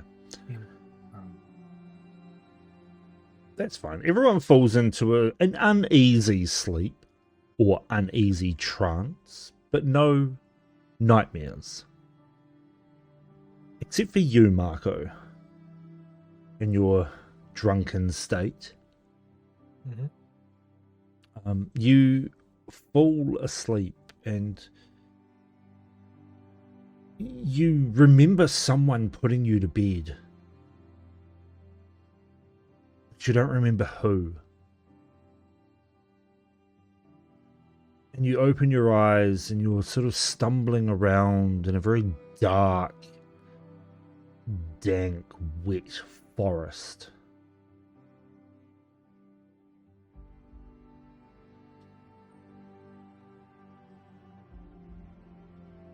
Trees all around you.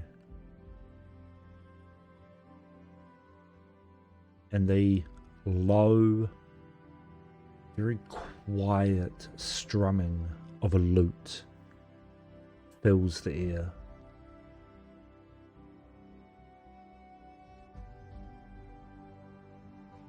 And as you drunkenly look, some of the trees part ways, and you see Lil standing ahead of you, slowly playing a lute, beckoning you forwards.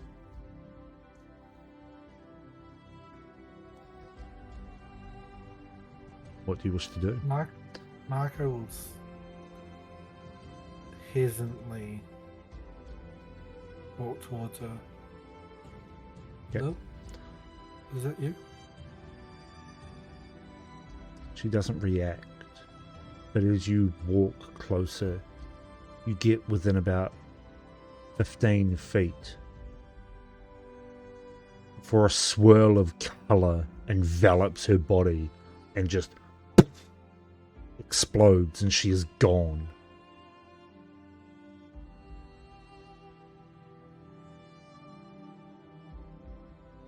Okay. And then, with the absence of the lute playing, you hear the screams of those from the battle. The running of footsteps, the crackling of fire, the clashing of steel.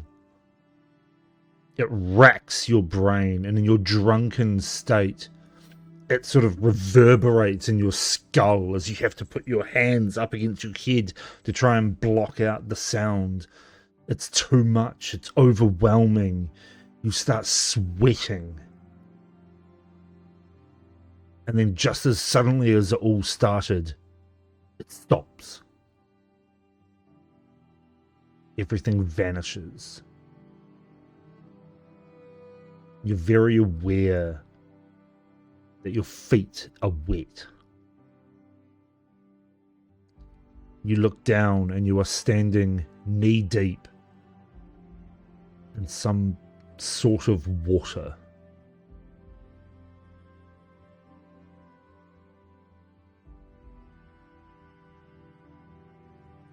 I'm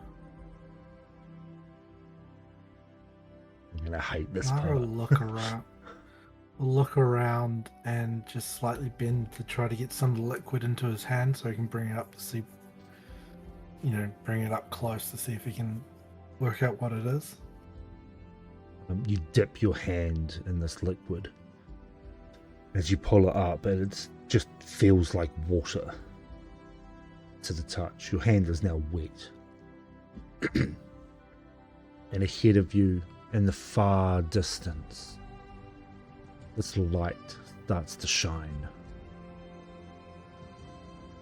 And this massive silhouette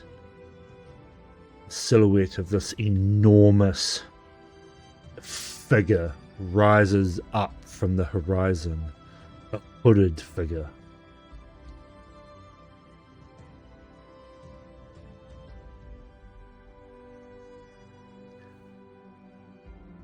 I'm trying to work myself up to do this one. Yeah, You will voice me at the moment. No, I won't.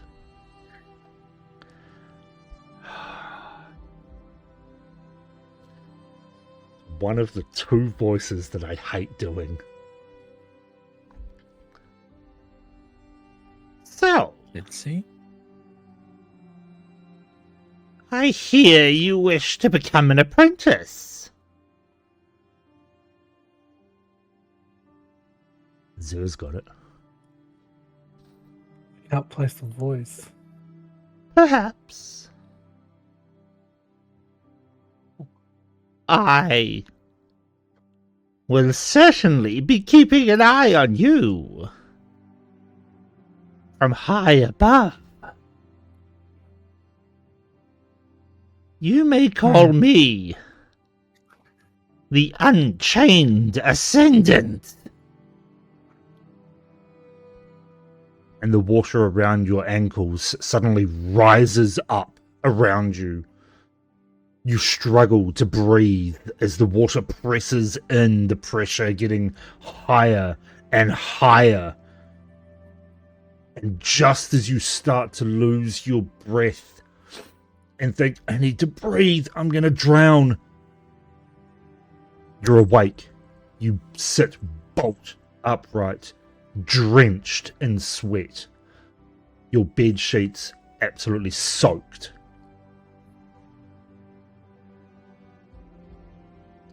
Moonlight filtering in through the window.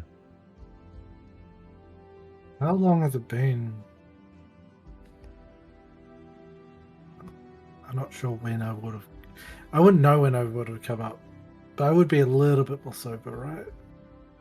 You would be a little bit more sober, yeah. You're not like absolutely drunk. You'll just like turn your head too fast and your vision will swim. Yeah, I know. Yeah.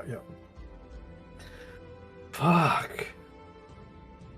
There's no one else in the room, right? I'm just here by myself.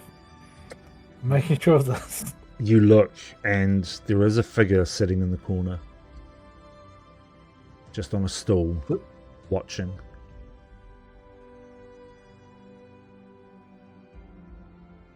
Do I know who it is? Or Yeah. No, you do. She looks up. Oh, I see you're awake. Feeling better? Slightly. Just one question. Your master, is it the Unchained one?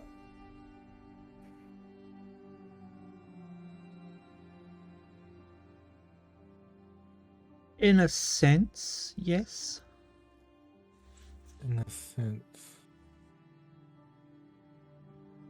I'm not gonna always end up drenched like I've just thrown myself through the river when I meet him, right? Her eyes go wide. You've spoken to him? I wouldn't say spoken to. I'd say more given vivid nightmares, taught down to, and then drenched in some sort of liquid that I don't really want to think about what it is. That would explain why you were thrashing about.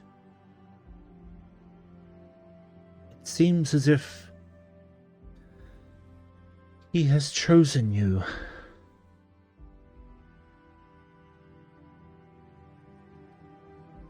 Someone who has suffered great pain. You should count yourself lucky to have a teacher of such great power.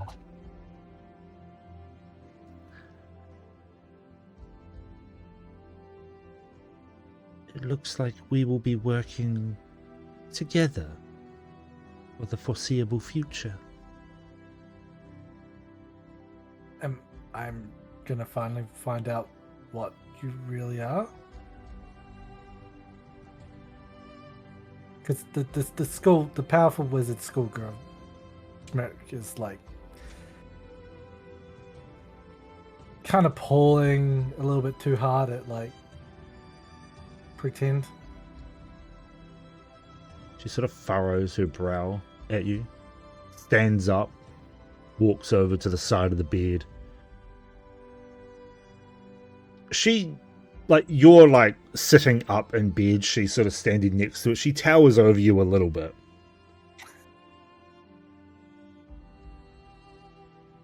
You will find out soon enough. But for now, keep it a secret.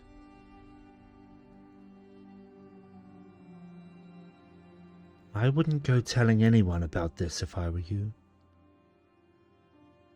And can you roll me a wisdom save, I think?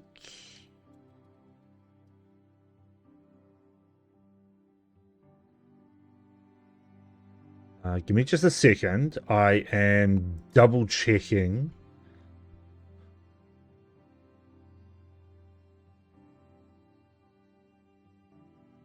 Yes, it's a wisdom save.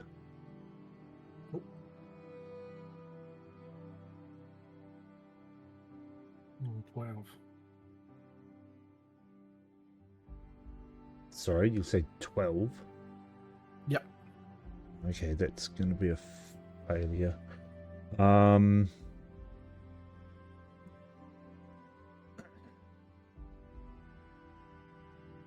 just need... Okay. You feel your eyes get heavy for a second. Just a second. And you know you were talking to someone. You don't know who. And then that knowing that you were talking suddenly vanishes. Irelise in front of you vanishes. And you find yourself wondering what just woke you up. The nightmare that you just had. How long have you been awake? I'm still drenched. Still drenched. You still remember the nightmare. You just don't remember the last minute of conversation. Okay, so I remember talking to Bubble. Yeah. And Fuck, I hate his name. I love his Hey. name. I do. it's Yeah, a bit- you remember the um, entirety of the nightmare. You just do not remember talking to Irelise when you woke up. Okay, sweet. Fuck, I must. What? Huh. Look down at my sheets, they're now drenched, and go, oh, fuck's sake. And we'll reach up, take out a spare cloak, and just go drunken sleep on the chair. Don't you have prestidigitation as a spell? Oh, you don't. Oh, Yeah, you, I you do. do. You can just dry the sheets with that.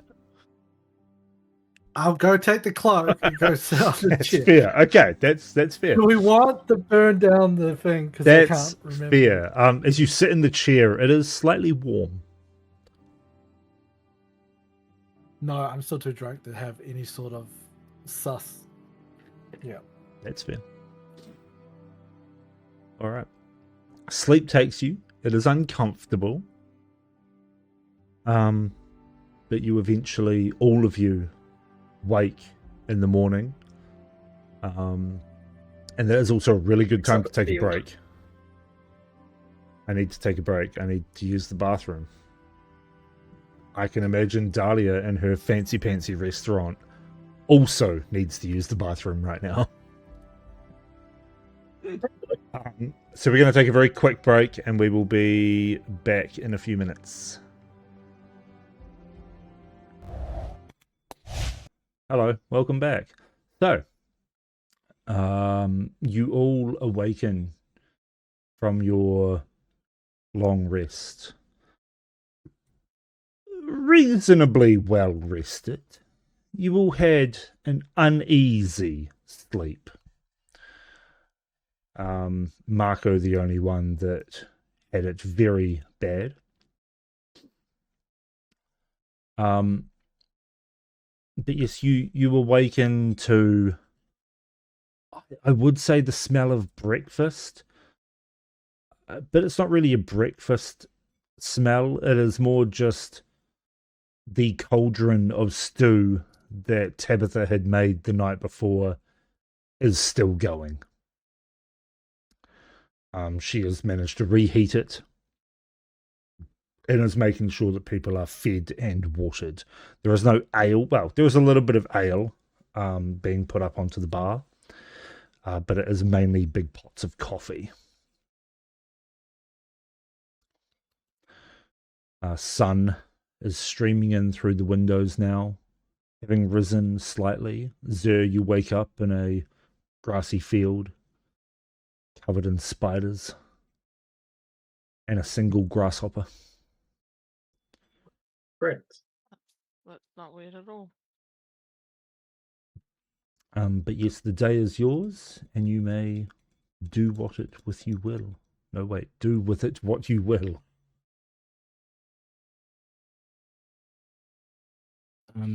Is I probably missed it, but so June's down in the tavern. Yes. I think Henry approaches her. Just says, "Morning, June. How's Tabitha?" She is a little. She is grieving. Sethrin was a friend of hers. She is a strong woman. She will power through.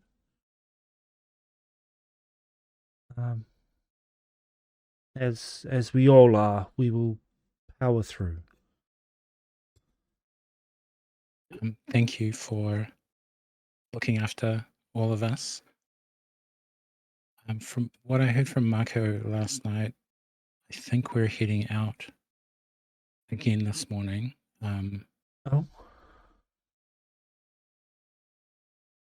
So can I leave the well-being and the safety of those that we rescued to you and Tabitha? I think Mayor Softgleam might come and help out. I have been contacted by Mayor Softgleam already. We are working on a.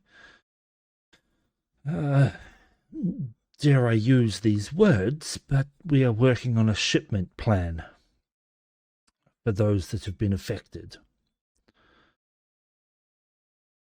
Most of them will be travelling back to Angelwood Bay through Kalethorn and Towname.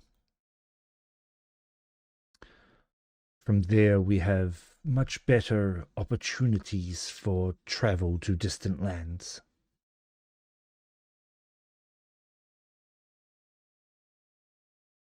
Okay. Good that they're making their way back up to Angelwood. Hopefully we're not gone for too long.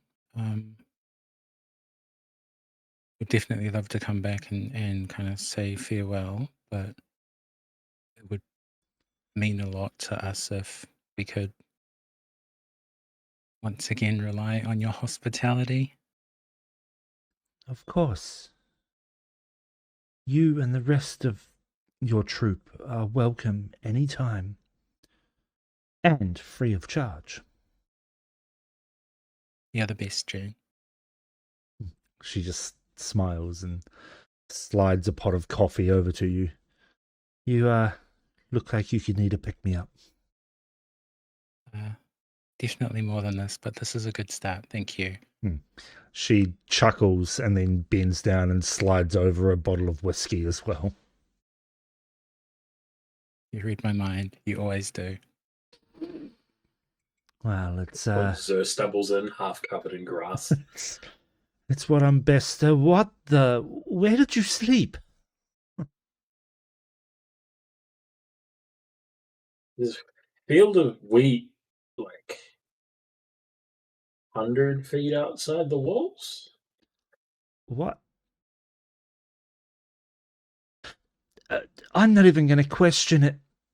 At this point, it's normal for you guys. You are an odd bunch. But yes, as I say, that's fair. you are welcome anytime, free of charge. Just turn up, and we will make sure there are rooms available.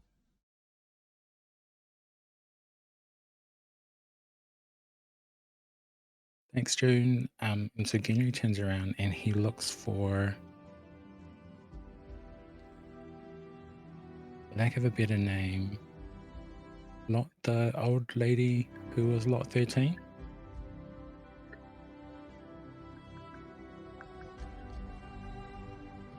The one that Lil saved. Yes. Yeah.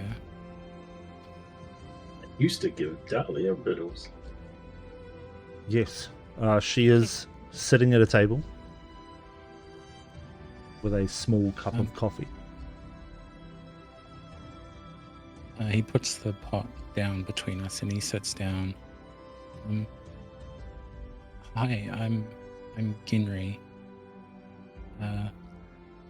Lily was very particular about making sure that you were safe yesterday.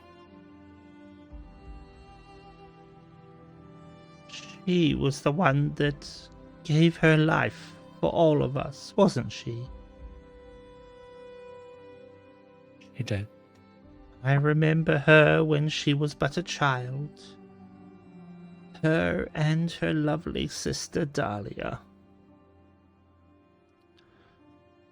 So I see you're friends of the family. I think my friends and I, maybe including Dahlia, we're probably heading back out. The job's not finished. Are you going to be okay? Oh, I will be just fine, thank you. I have my ways of staying safe. After all, it has been a number of years since I was in captivity, and I am doing just fine.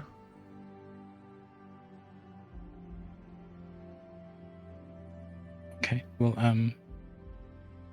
any family friend of Lilia and Dahlia is a friend of ours, so please, if you ever need anything, send a message.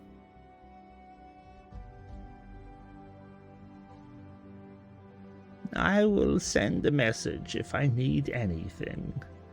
Anything at all. There is one thing that you could do for me right now, though. And she pulls out a envelope that is sealed and slides it across the table to you. Please hand this to Dahlia for me. Of course. I know that she is not quite with us at the moment, but she is being taken care of. And once she returns, she will want to read this.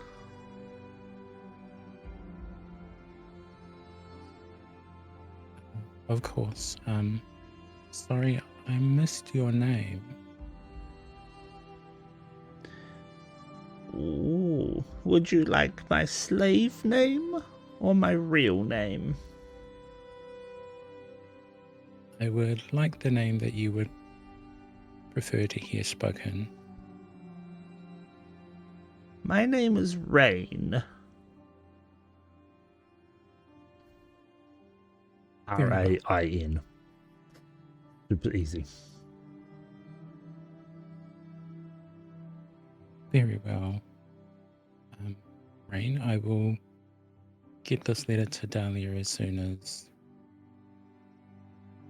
she is available. I thank you, kind lad. And she looks around the room at all of the free slaves now. 'Tis a shame that we were not able to get the twins, but what we have is plenty, more than enough.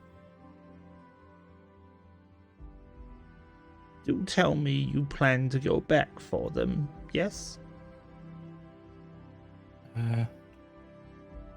As soon as we can. Will you know if we find them? I have my ways of gaining such information. But it would be nice to receive message as well. I'm sure either Marco or Dahlia can help. I'll let you know as soon as we have hopefully brought them to safety. Very well. Thank you again for saving all of us. We are forever in your debt.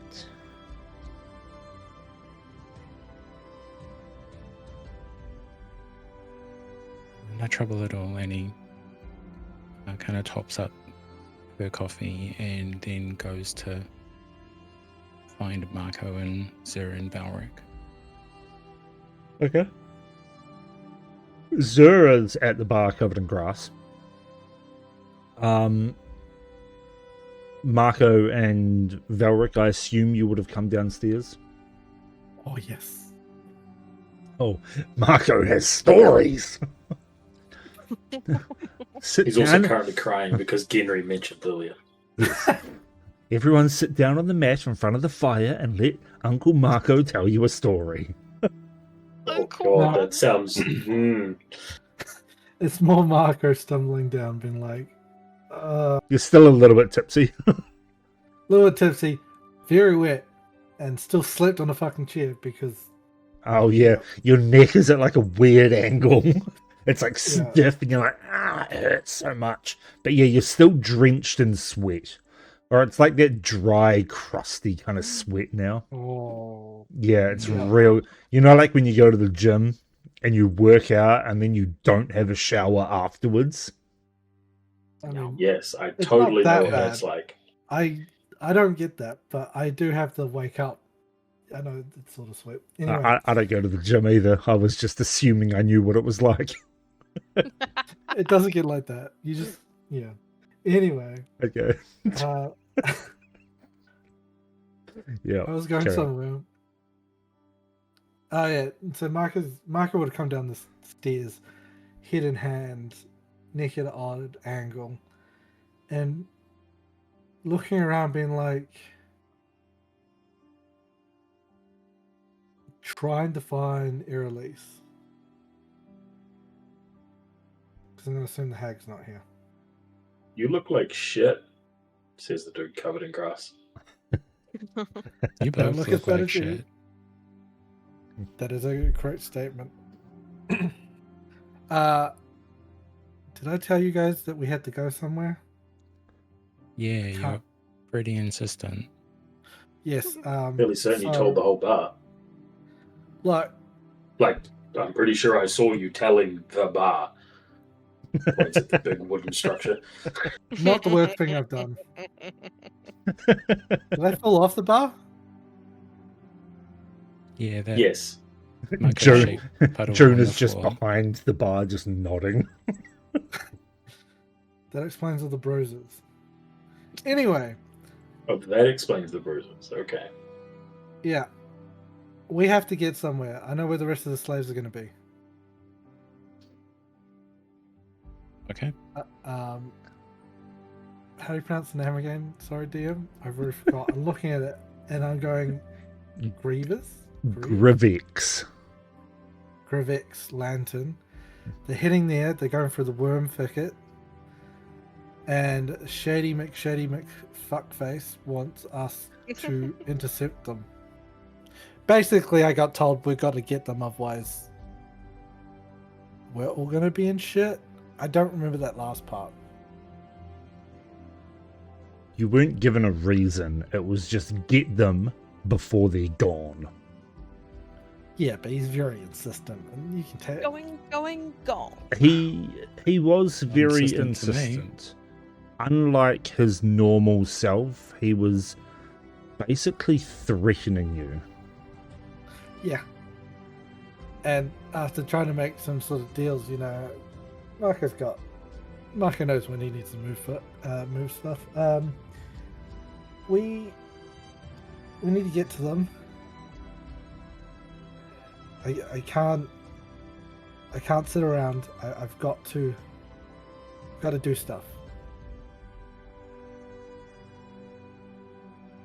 Are we walking? You know it's like 2 weeks to Twin Lake and the worm thicket is further still if we go that way. I'm hoping I can convince Elise to either teleport us or go talk to her and get another teleport to the worm thicket. Your bestie. Well, I mean, given she took you to bed last night, shouldn't be too bad. She what? Henry spit takes his coffee. The wording, So does- sir. See that? Was on purpose. I know it was. The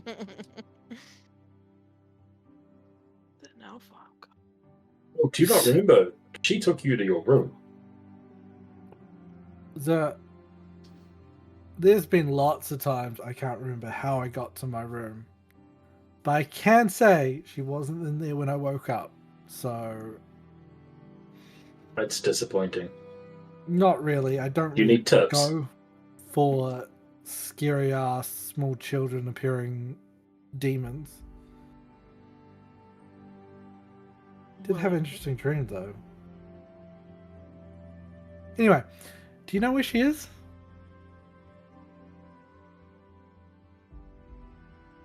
Didn't get up by the time I left.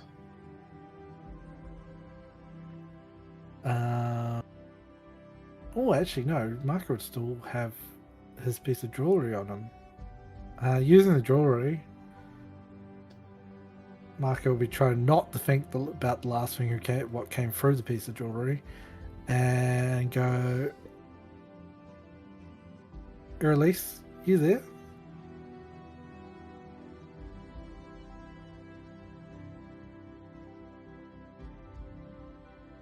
For you, always.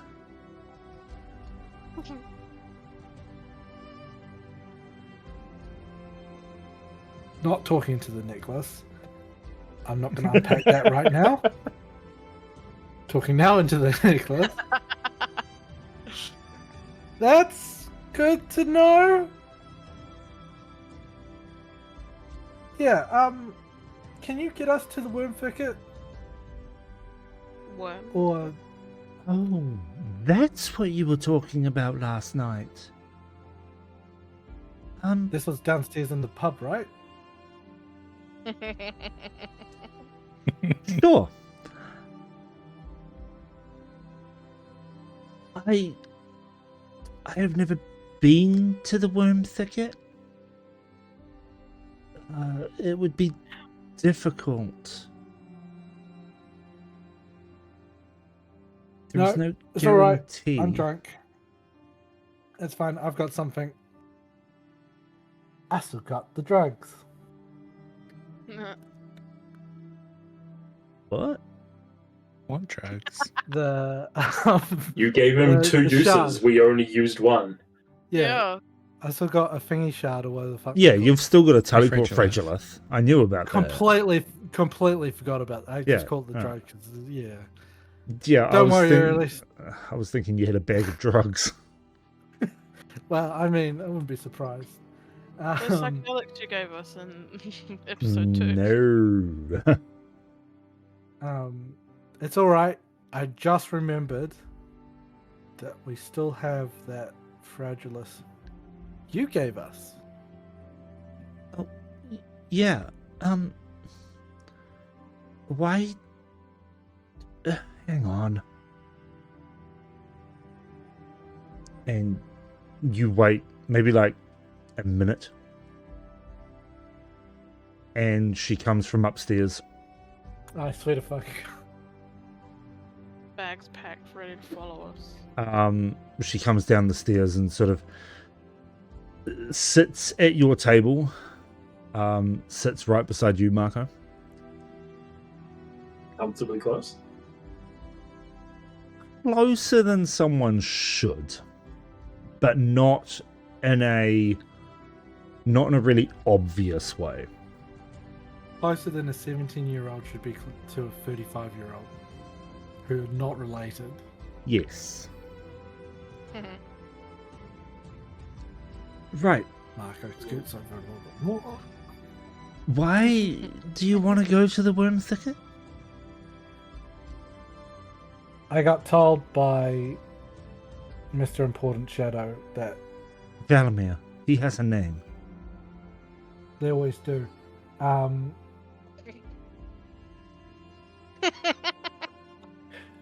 know he's got Marco's a the name. I next can't one of us to remember. die.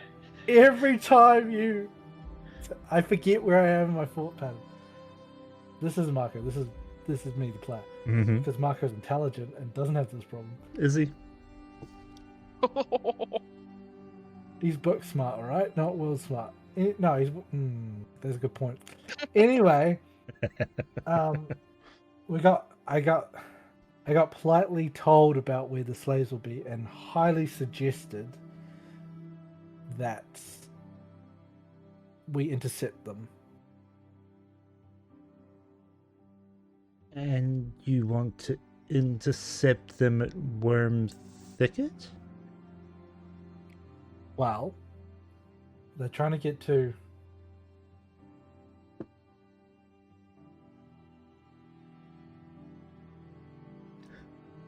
Rivix Lantern.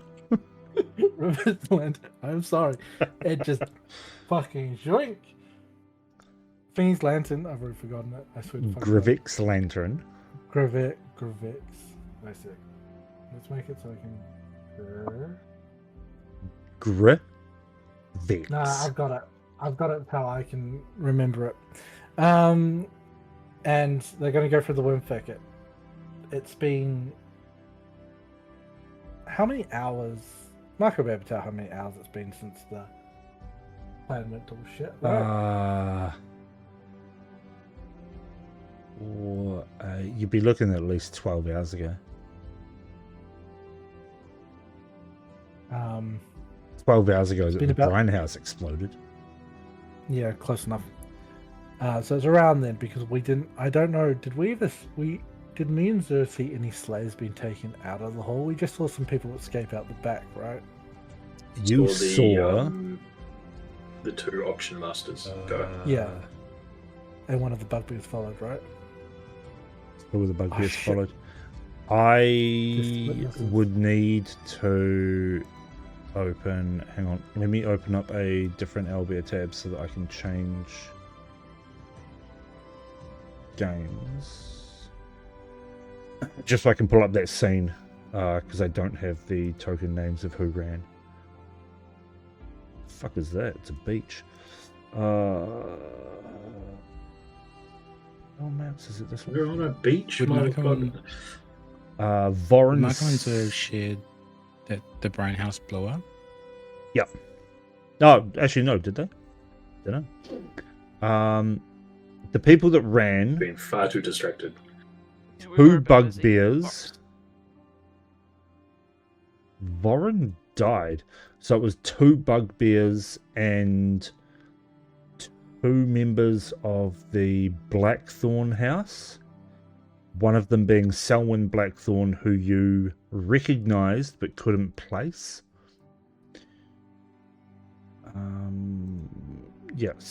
Magistrate Selwyn Blackthorn.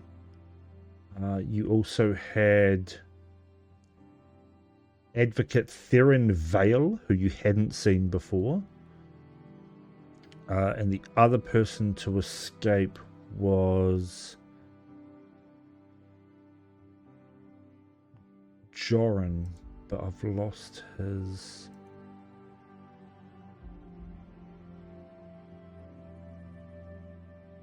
Why can I not find him? Sorry, I'm looking for Joran.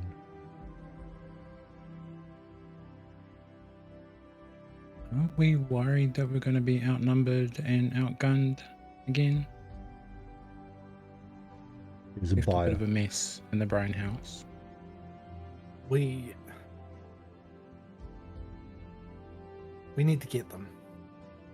I don't think it was a suggestion. There wasn't any consequence that got out loud told, but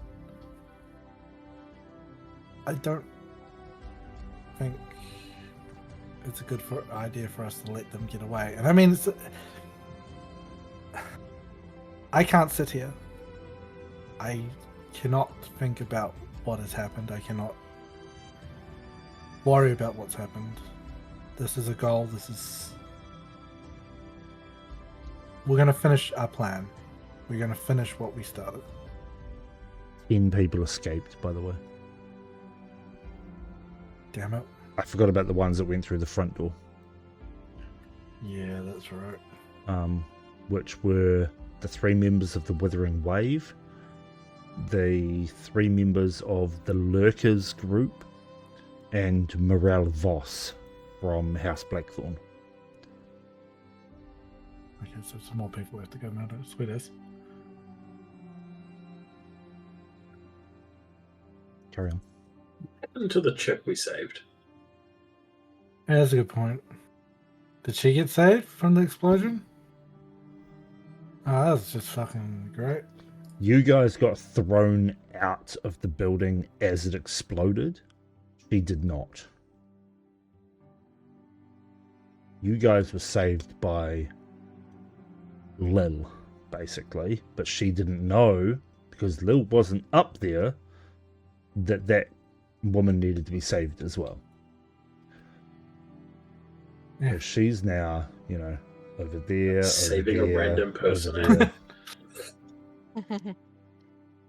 Dust on the floor. She was vaporized. Her new pronouns are here/there.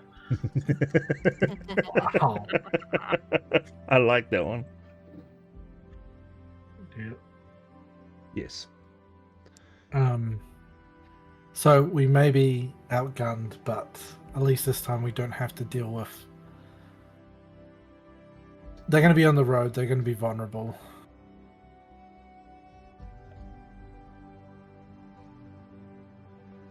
So you want to go to the worm thicket to try and head them off? Yes. And they're being taken to Grivek's lantern? Yeah. Why? Why there? I have Good no question. idea. We should ask some of them. That's not What's a bad that Grivek's idea. lantern? It's just an outpost. It's on one of the furthest ice islands in the Shadow Sea. There's nothing there. Why? I mean, Maybe if it's there's just nothing storage. there, there's probably not a lot of reason for authorities to go there. I mean, The this fallback is, position. this is true. I wonder if perhaps they're using Grivek's lantern as a sort of trading post or just a halfway point. They could be going further north from there towards Syndrel's Watch, or perhaps even further into the Shadow Sea towards the Sorrowtide Chain, but it would be difficult to get a ship into Grivek's lantern. Would Marco have an idea of what they may have been doing from his time in the Crimson Banner? Roll a history check. Do beep beep beep. 20.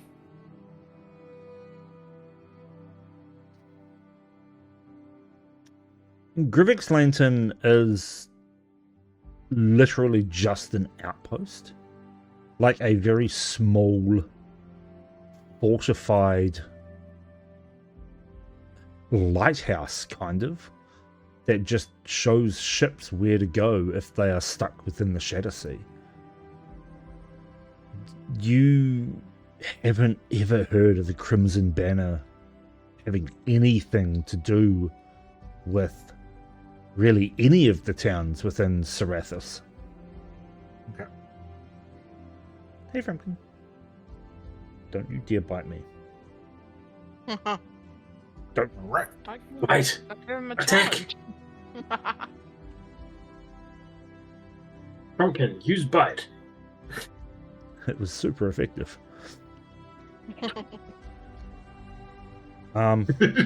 Yeah. Bite is super effective against normies.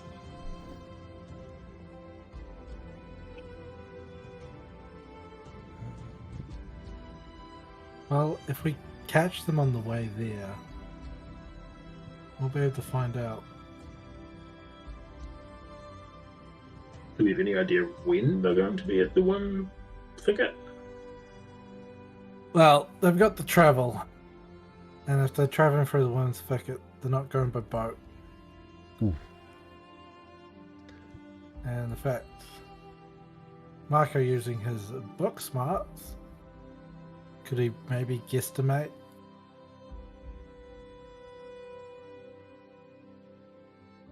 Estimate what? The distance, how long it would take for some, like, even if they were rushing with some slaves to get from Twin Lake to the worm thicket. It'll take at least a week, if not more. They've got to travel through Varello.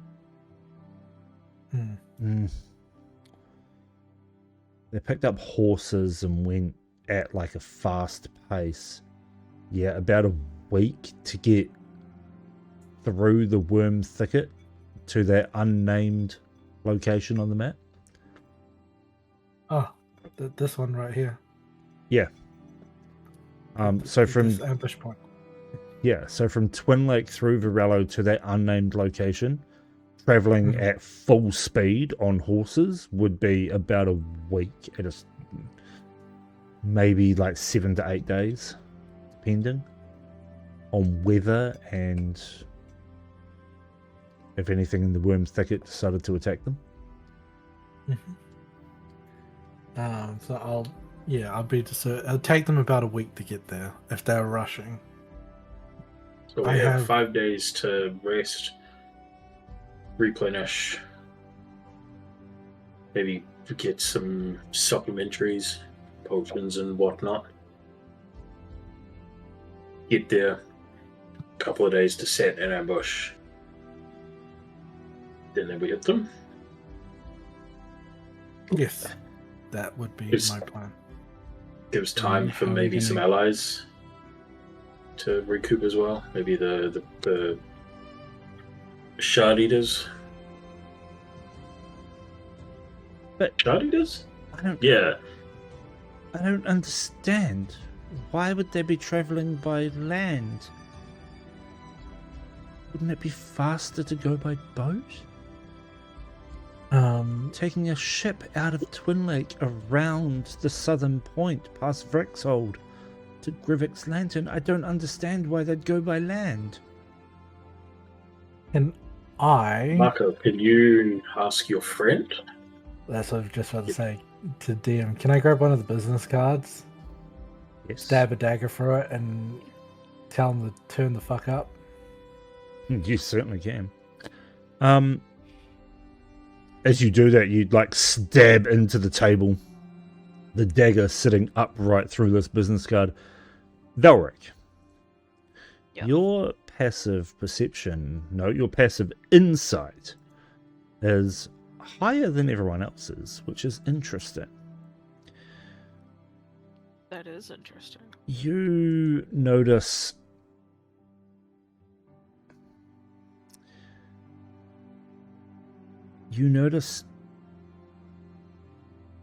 you're at least doing something, whether it be something uncharacteristic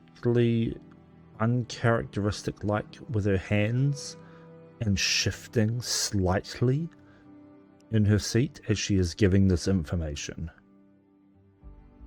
You don't know what it means, but you get the feeling, like this like weak sauce feeling, that something's up. Yeah. She's dodgy, bro. She's lying. Just remember she's sitting at the table with you, so... That was in my head. So. Yeah. Okay, as you... So- I don't know why I've got a thing on me, but as you Yeah, stab it looks through like you're that... trying to kill us. You stab through that business card. You wait. 5, 10 seconds. 15. 30. Longer than you would think you need to wait.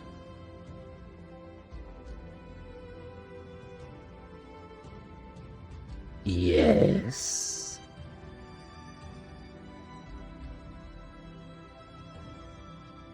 There you go, guys.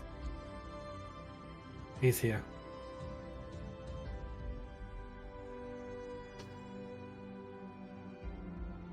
Has Aralisa's demeanor changed at all? Does she look happy? Does she look sad?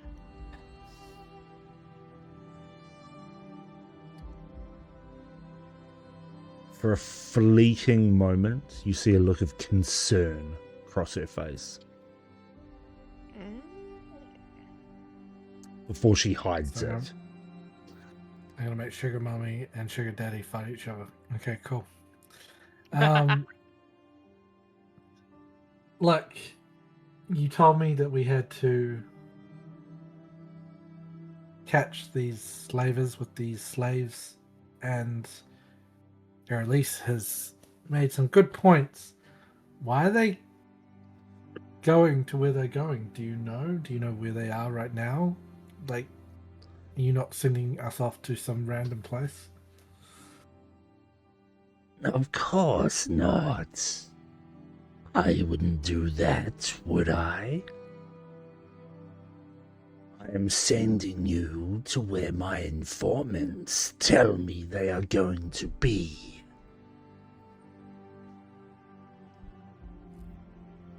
Perhaps I am being lied to. That would be most unfortunate for them.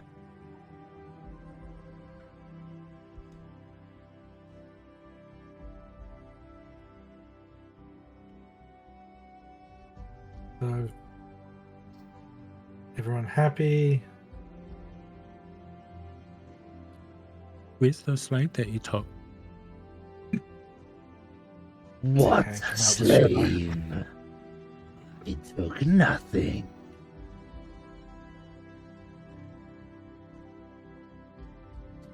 I merely saved someone. Someone very important. They want to be saved by you? Did they have a choice? No. I mean, they kind of did, but yeah, okay. Oh, they didn't have a choice. They knew that it was coming. Although not sure we have room to talk, we didn't exactly ask the slaves if they wanted to be saved by us either. Yeah, Hot but kettle we're not. black. We're not creepy Are we shadow. the bad guys? We'll be the bad guys in someone's Do story. you want to be the bad guys? I tell you, Marco. You could do great things. Terrible, but great. You want? Not about me. Go on, Ollivander. Do you want Yeah. to be the bad guy in the story? Or do you want to go and save some slaves? More slaves? All for saving slaves. It's just. It's not just me, you know? How many are we looking at? Just 3? 3. The twins.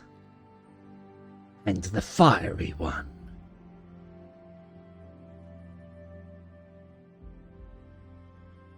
And you've got a plan to get us to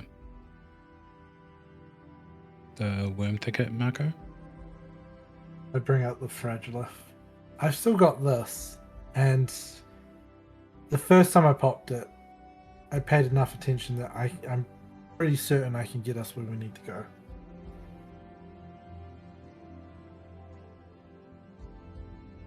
Do we have Give an it- escape plan for after, or are we walking back to Orange Ale?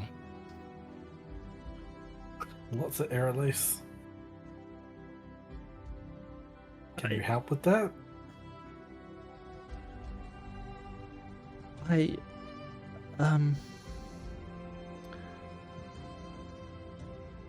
Look, those fragiliths are really hard to make.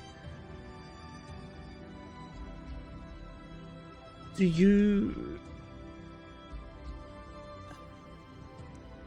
you have access to... Do you have access to the teleportation circle spell, Marco? It's like 7th level, isn't it? The When f- Marco knocked. you would know that it is from the 5th circle of magic. Unfortunately, not yet. It'd be so much easier if I did. When do you get that? Is that level 9? Yeah. God damn, you're so far away from that. You have to level us up twice. I'm not just going to give you 2 levels because I want you to have that. You can give me a spell scroll. I'm gonna say you'll find a way. I can go rob a place that'll have one of those. Oh my god. Look, I can't offer you a fragilith, but I could potentially give you a spell scroll of teleportation circle. Of course, you would need to memorize a teleportation circle as well. I've got time, unfortunately.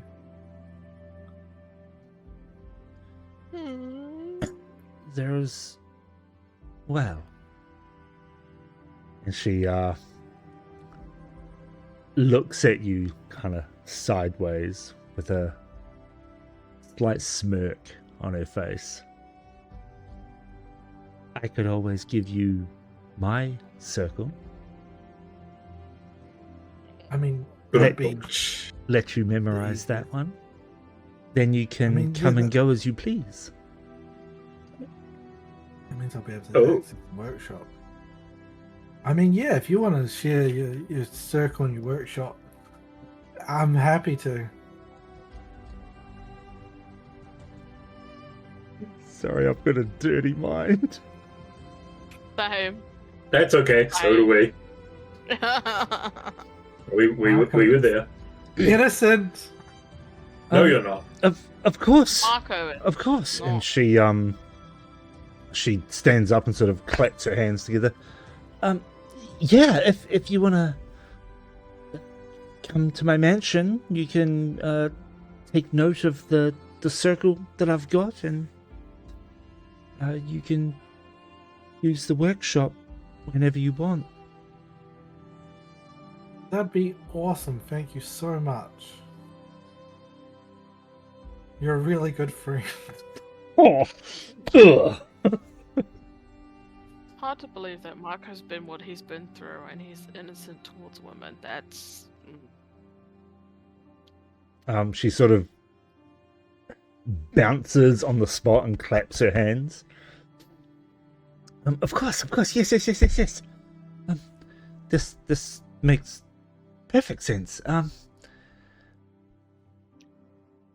Yes, friend. friend zone. Right. So, do you want to come over to my place now, or We do this later. I'm trying so hard not to make that sound really dodgy. I Be mean, like, You're not going to win, DM. Just lean into it. I'll come now because the second I can get it down, I can come. Yeah, you back will. out here, and maybe my sugar mama can give me, a paradox shard. Just get some power ups on there. Oh. what was that? That's okay. That was a noise. Look, if you want to go this way, Marco. Yep. Look, I'll come get the circle. I'll take the scroll, and yeah, you've been a really good friend here. I can't believe I used to not trust you. Also, I need to chat to you about. Yeah, don't worry about that. There's something I need to talk to you about. Just realized how dodgy I need to talk to you about a dream I had is. So we'll just go with I need to talk with you. Of course, I'm here for anything if you want to talk.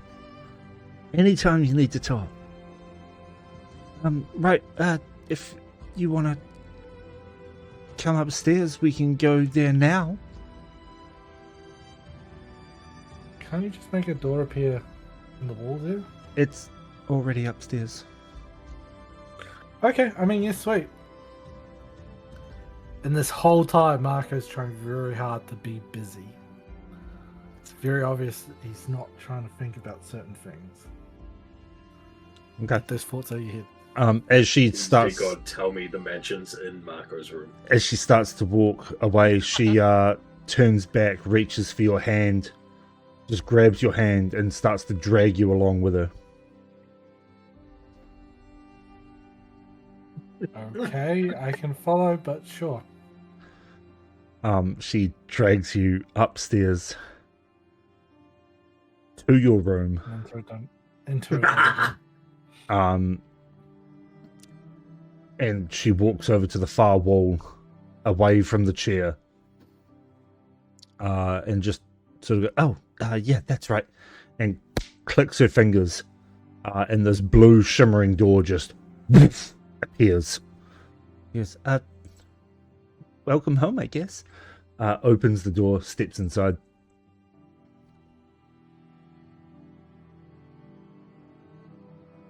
Are you coming? Turn.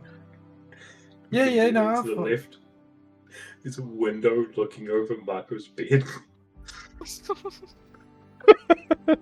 No, it's an extra dimensional space. Okay. She leads you down the corridor to the room. No, Marco. You recognize this room. It's the one that you, Zur, and Isvara teleported into. And she shows you the magic circle. Take as long as you need. Cool, thank you. And we'll just plop himself down and start doing what the fuck you do to memorize it. I assume for Marco it'd be just drawing it. Yeah, drawing it, because you don't actually have access to the spell yet, I guess. So, but yeah, I guess you would just draw it into your book or on a piece of parchment or something like that. Like, yeah, It'll be the same ritual he does for when he's trying to memorize floor plans, which will be draw it over and over again. yeah, okay, that's fair. God, your wrist must hurt. It gets lots of workouts. Yeah, it's very, very, very well. The rest of you, what are you going to do during this time? It'll take them a couple of hours, I would say. Lou watches Marco leave, turns back to the shadow dude. Well, so that's a thing. Yes, well. She's lonely, you see, so having a friend is good. How old is she again? I've known her for many years now.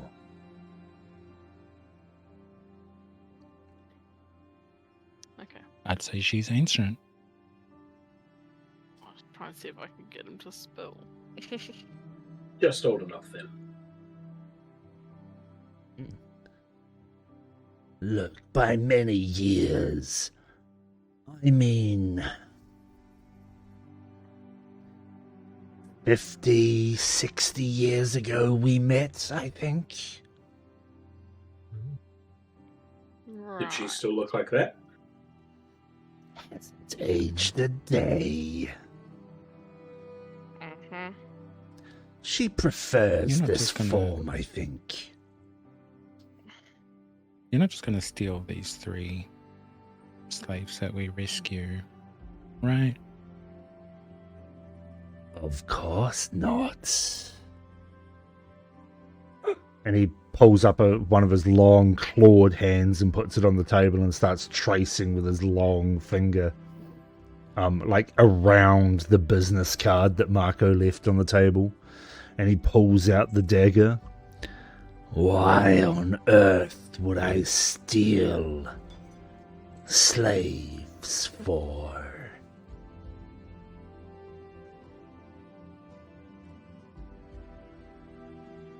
If they don't want to go and you try and take them, I think we're going to have a problem.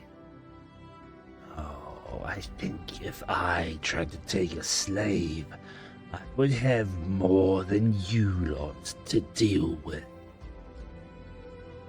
These ones are already spoken for. They are not within my domain.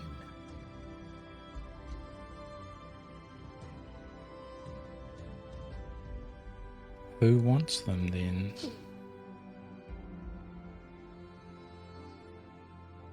The inhabitants of Carrick's Teeth have use for them, I believe. It is interesting as to why they want these specific people. But I have a hunch. I can understand the fire Janashi, but why the angel twins?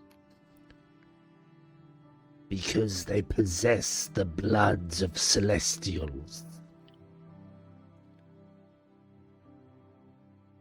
The blood can be used in many a ritual. Henry looks at Elric. Look back, that sounds familiar, huh? But if they don't want to be used for that, we're not going to force them. We're literally going to free them and let them do whatever they want. Exactly. I suspect they would want to go home. If they have a home anymore.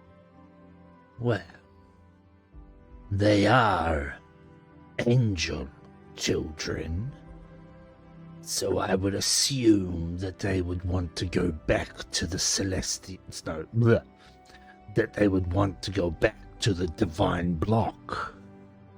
Would they not? I don't know, you'd have to ask them, wouldn't you? Indeed. they're- Fighting with their parents. A lot of people are fighting with their parents. The divine block is not as safe as it used to be. Which is why I am glad that I am the keeper of the threshold and not there.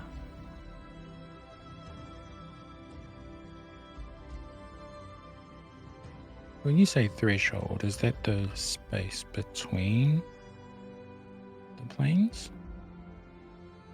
It is the space between the spirit realm and its adjacent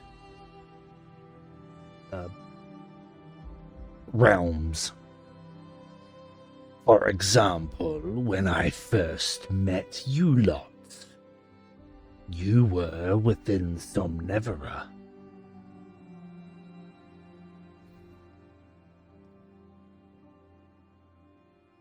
You would have been able to cross over to the spirit realm if you so wished. That is one threshold. The others would be that of Nephera and the divine block.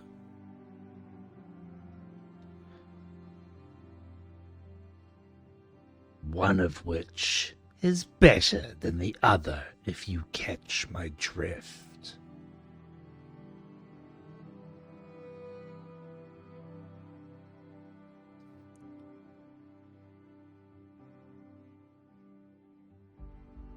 Now, if there are no other questions for, well, me, then I will get back to what it was that I was doing before I was so rudely called. Have your informants by any chance told you why they're travelling by road and not by sea? Or do you have any thoughts on that?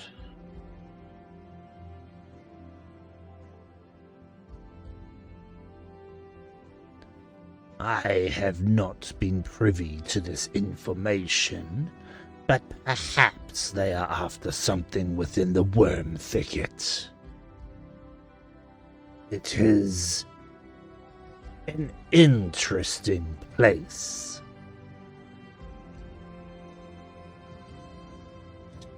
Many a beastie live there. Watch out for the ones with the big mouth.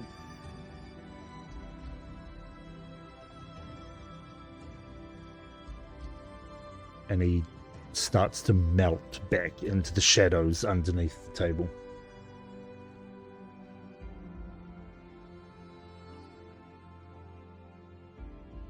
So that card that Marco stabbed.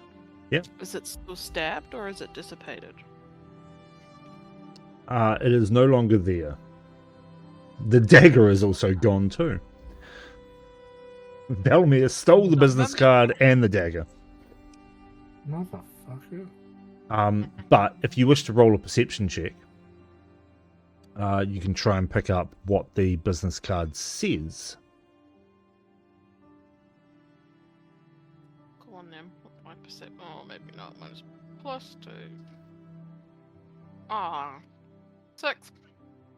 No, all you saw was a small piece of like thickened parchment that had been stabbed by a dagger.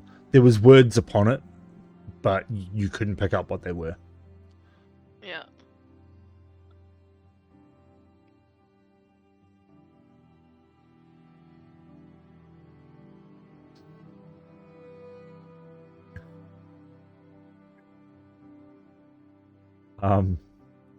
Right, what else are you guys doing? Or are you just going to wait for the two lovebirds to get back? Zer's going to head outside to find a bucket of water. To throw up in? No, to toss over. He didn't drink. Oh, yeah. Zer was very specifically not drinking because, That's right. yeah, bottling up bad emotions in psychic spaces. Not a great Yeah, that's idea. fine. There is a trough outside, like in the barn area where the horses are normally tied up.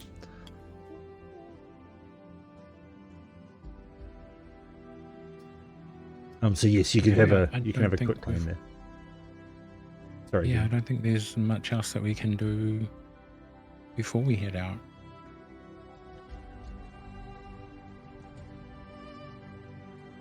Okay. Do you just want to wait for Marco and Erelise to come back? Yeah. Depends how long are they gonna take. No.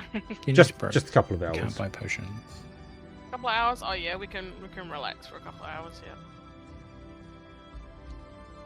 That's stamina. After a few hours of waiting and pondering over what Velmir told you, the information that he gave you, Erelise and Marco do come back. Erelise is smiling from ear to ear. Ugh. As she comes back down to the table with Marco in tow. She doesn't say a word, but she sits in a seat and pulls a mug of water towards her. You can see that she's blushing quite heavily. Not saying a word.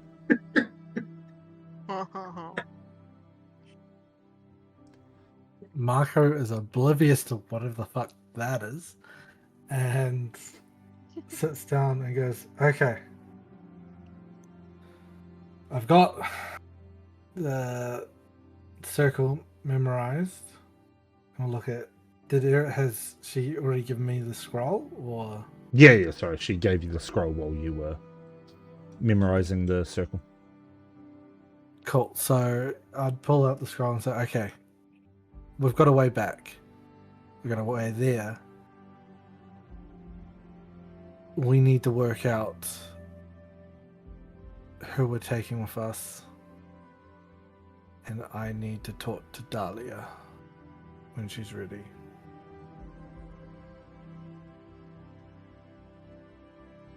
Do we have to take people with us? I mean, we literally I'm- asked them to risk their life yesterday. Oh no, I don't trust. You can see a lot of emotions go in Marcus' face. I don't trust them. I know you guys would have done all you could do to help her out, but yeah. We need to find some new people. Not many. I may know one or two nearby that I'll reach out to. But preferably I want to find someone who knows the wood.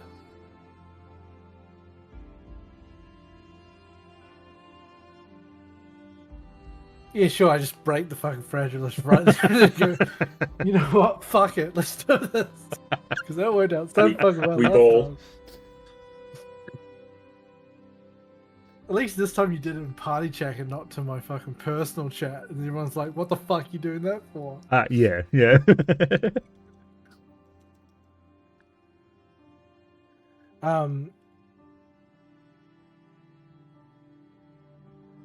Actually, no, that is a good point. Marco probably wouldn't be in the best headspace for that. Oh god. I was joking. But if you want to do it, that'd be so much fun. Yeah, Accidentally 100%. teleport somewhere else. Are I we think just if I going to can tell recall Dahlia to the go have last 2 dinner next week hours. as well? What's that, Genry? Sorry, I was like, Henry can recon the last 2 hours. He would say thank you and wish the 3 people from the Department of Somnical Conduct thank you for their help and that he owes the department a favor. Okay.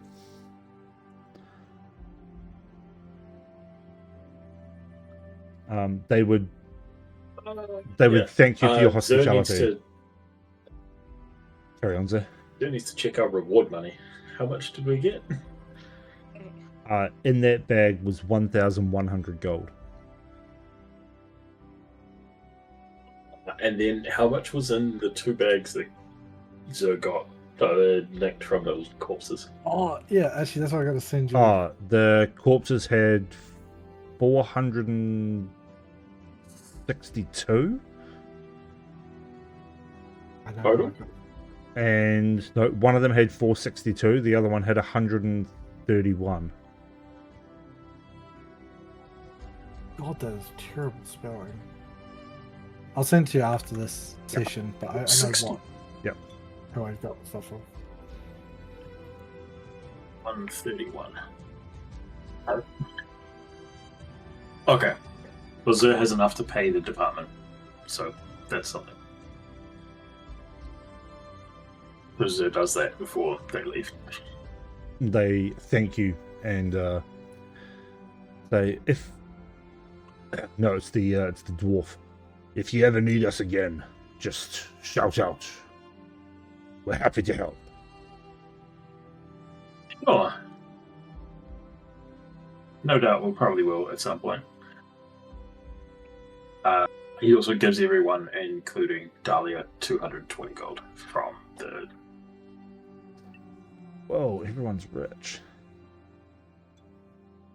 Okay, and the Department of Somnical Conduct leave, thanking you all again, but they head back towards the Orange Shale DOSC library.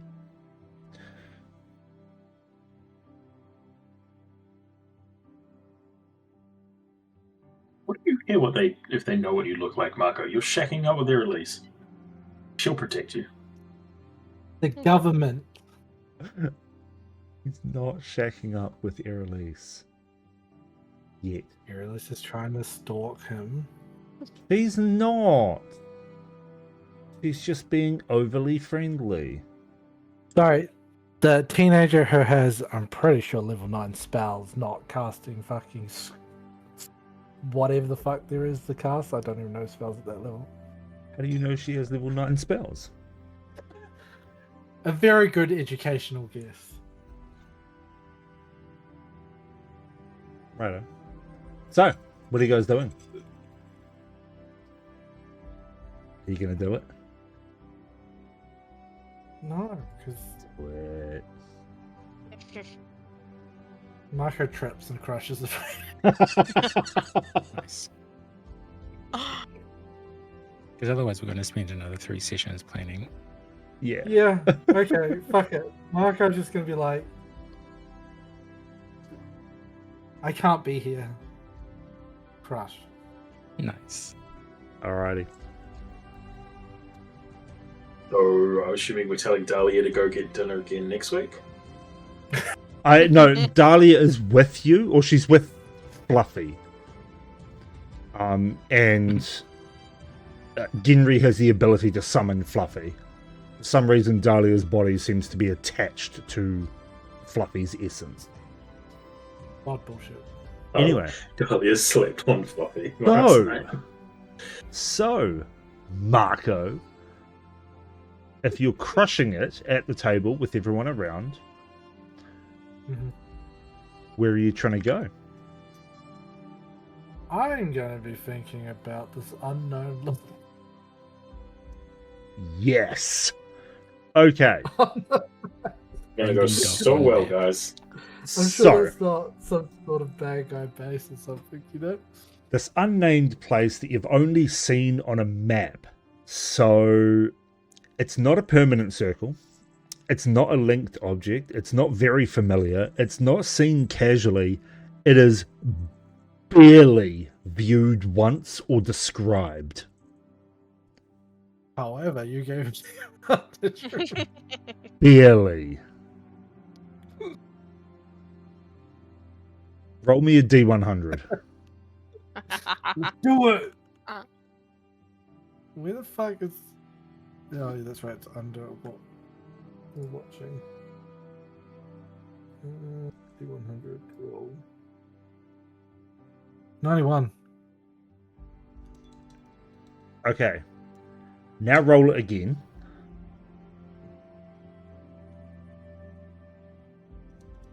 Okay. 67. You're a lucky motherfucker. Oh.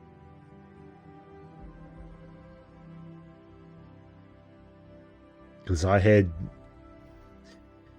on target is between 74 and 100 for a normal viewed once or described. I changed it because you haven't even viewed it once or it been described. I changed it from a 90 to 100 and you rolled a 91. Bastard. Okay. Well, as Marco crushes the fragilith in his hand, you feel as if a hook behind your navel grabs you and yanks you forwards. The familiar traveling through space surrounds you, and that pressure folds in upon you as you find yourself suddenly thrust from the warm interior of the Larkspur and Linden Inn as you land in a very thick layer of powdered snow.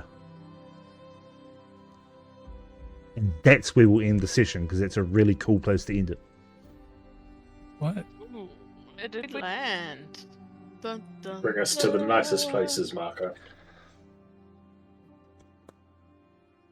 I was really hoping for a mishap or a false location, so I could just put you somewhere similar to there. And Genry's right. There is a similar place on the reserve. I mean, I did what the shadow wanted me to do. I don't know what else to expect. There's also a similar place in Arcanus and Vesperon, so it would have been a cool roll. I really wish he had a rolled low, but no. Anyway, that's where we're going to end it because it is 10:30 and it's late, and I would like to go to sleep. Me too. Good session. Yeah. It was a heavy session. Yay, trauma. Oh, just wait, you get to do it all again next week when Dahlia comes back to her body and finds out that her sister's carked it. Yeah. Gone somewhere else. Oh yeah, she Like waits. in the middle of a fight when Dahlia wakes up. Oh. She's like, my sister, don't worry about it. The thing is, she was in Somnivora, so she's probably going to be expecting to wake up in Somnivora, but instead she's going to wake up in a blizzard. Don't worry, Dahlia, we take you to the nicest places. Yeah. You guys are just like Weekend at Bernieing this. She's just going anywhere and Hey. everywhere. You can't cry if your tear ducts are sealed shut with ice, alright? Oh my god. Wow. Okay. I like how the Anyway. momentum's picking up. This is fun. It is fun. Yeah. This is fun for me too. I love all the fucking bits and mayor. pieces. What about the The mayor? mayor who's like, come back and see us in a couple of days when you've reco. Oh, they're gone. Fucking awesome. Oh yeah. We told nobody. Yeah. No one In a knows couple where of we've days. gone. Wait. June would have Bro, seen we us still have get a fucking- week before they get to us. We get to work the way back. We gotta go hunting. Yes. From Let's- that face, no, we do not. Let's hunt in the place called the Worm Thicket. It sounds like a lovely time, alright? Anyway, Feels like home. just more To be frosty. fair, the first or second time you said it, it sounded like you were saying womb thicket. I was like, oh, this is a weird place. No. Worm. Anyway. Yes. Join us again next week for the continuation of the thrilling adventures of this. And Marco having the ability to almost teleport anywhere in the world. It's the adventures of 5 idiots and a owlbear. Well, it's been Pretty years. You gotta much. give me this ability, so you just be like, you know what, guys, we're out of here. Fucking... Yeah. I actually don't know what's worse, giving Marco the ability to teleport or giving Grog the deck of many things. Both. Both. Oh god, giving Marco the deck of anything, Jesus. I will never, ever give the deck of many things out in a campaign. Oh, look, we've had it twice in our other campaign, and it's been brilliant every time. It's a always game-breaking item. It's not good. It's not fun. Yeah, you the get version right of the at the deck that end. we've used next is nerfed. Oh, a different one, right? Yeah. That's right. Yeah, if you've got the That is- lower version one, the real deck of many things is literally game-breaking. Which is why I don't give it out. Unless you're already level 20 and then it doesn't matter. Anyway, join us again next week. Same time, same place, same channel, same whatever. Yeah, and until next week, everybody have fun and don't die. Like Lilia. Bye. Like Lilia. Oh, God. Good night.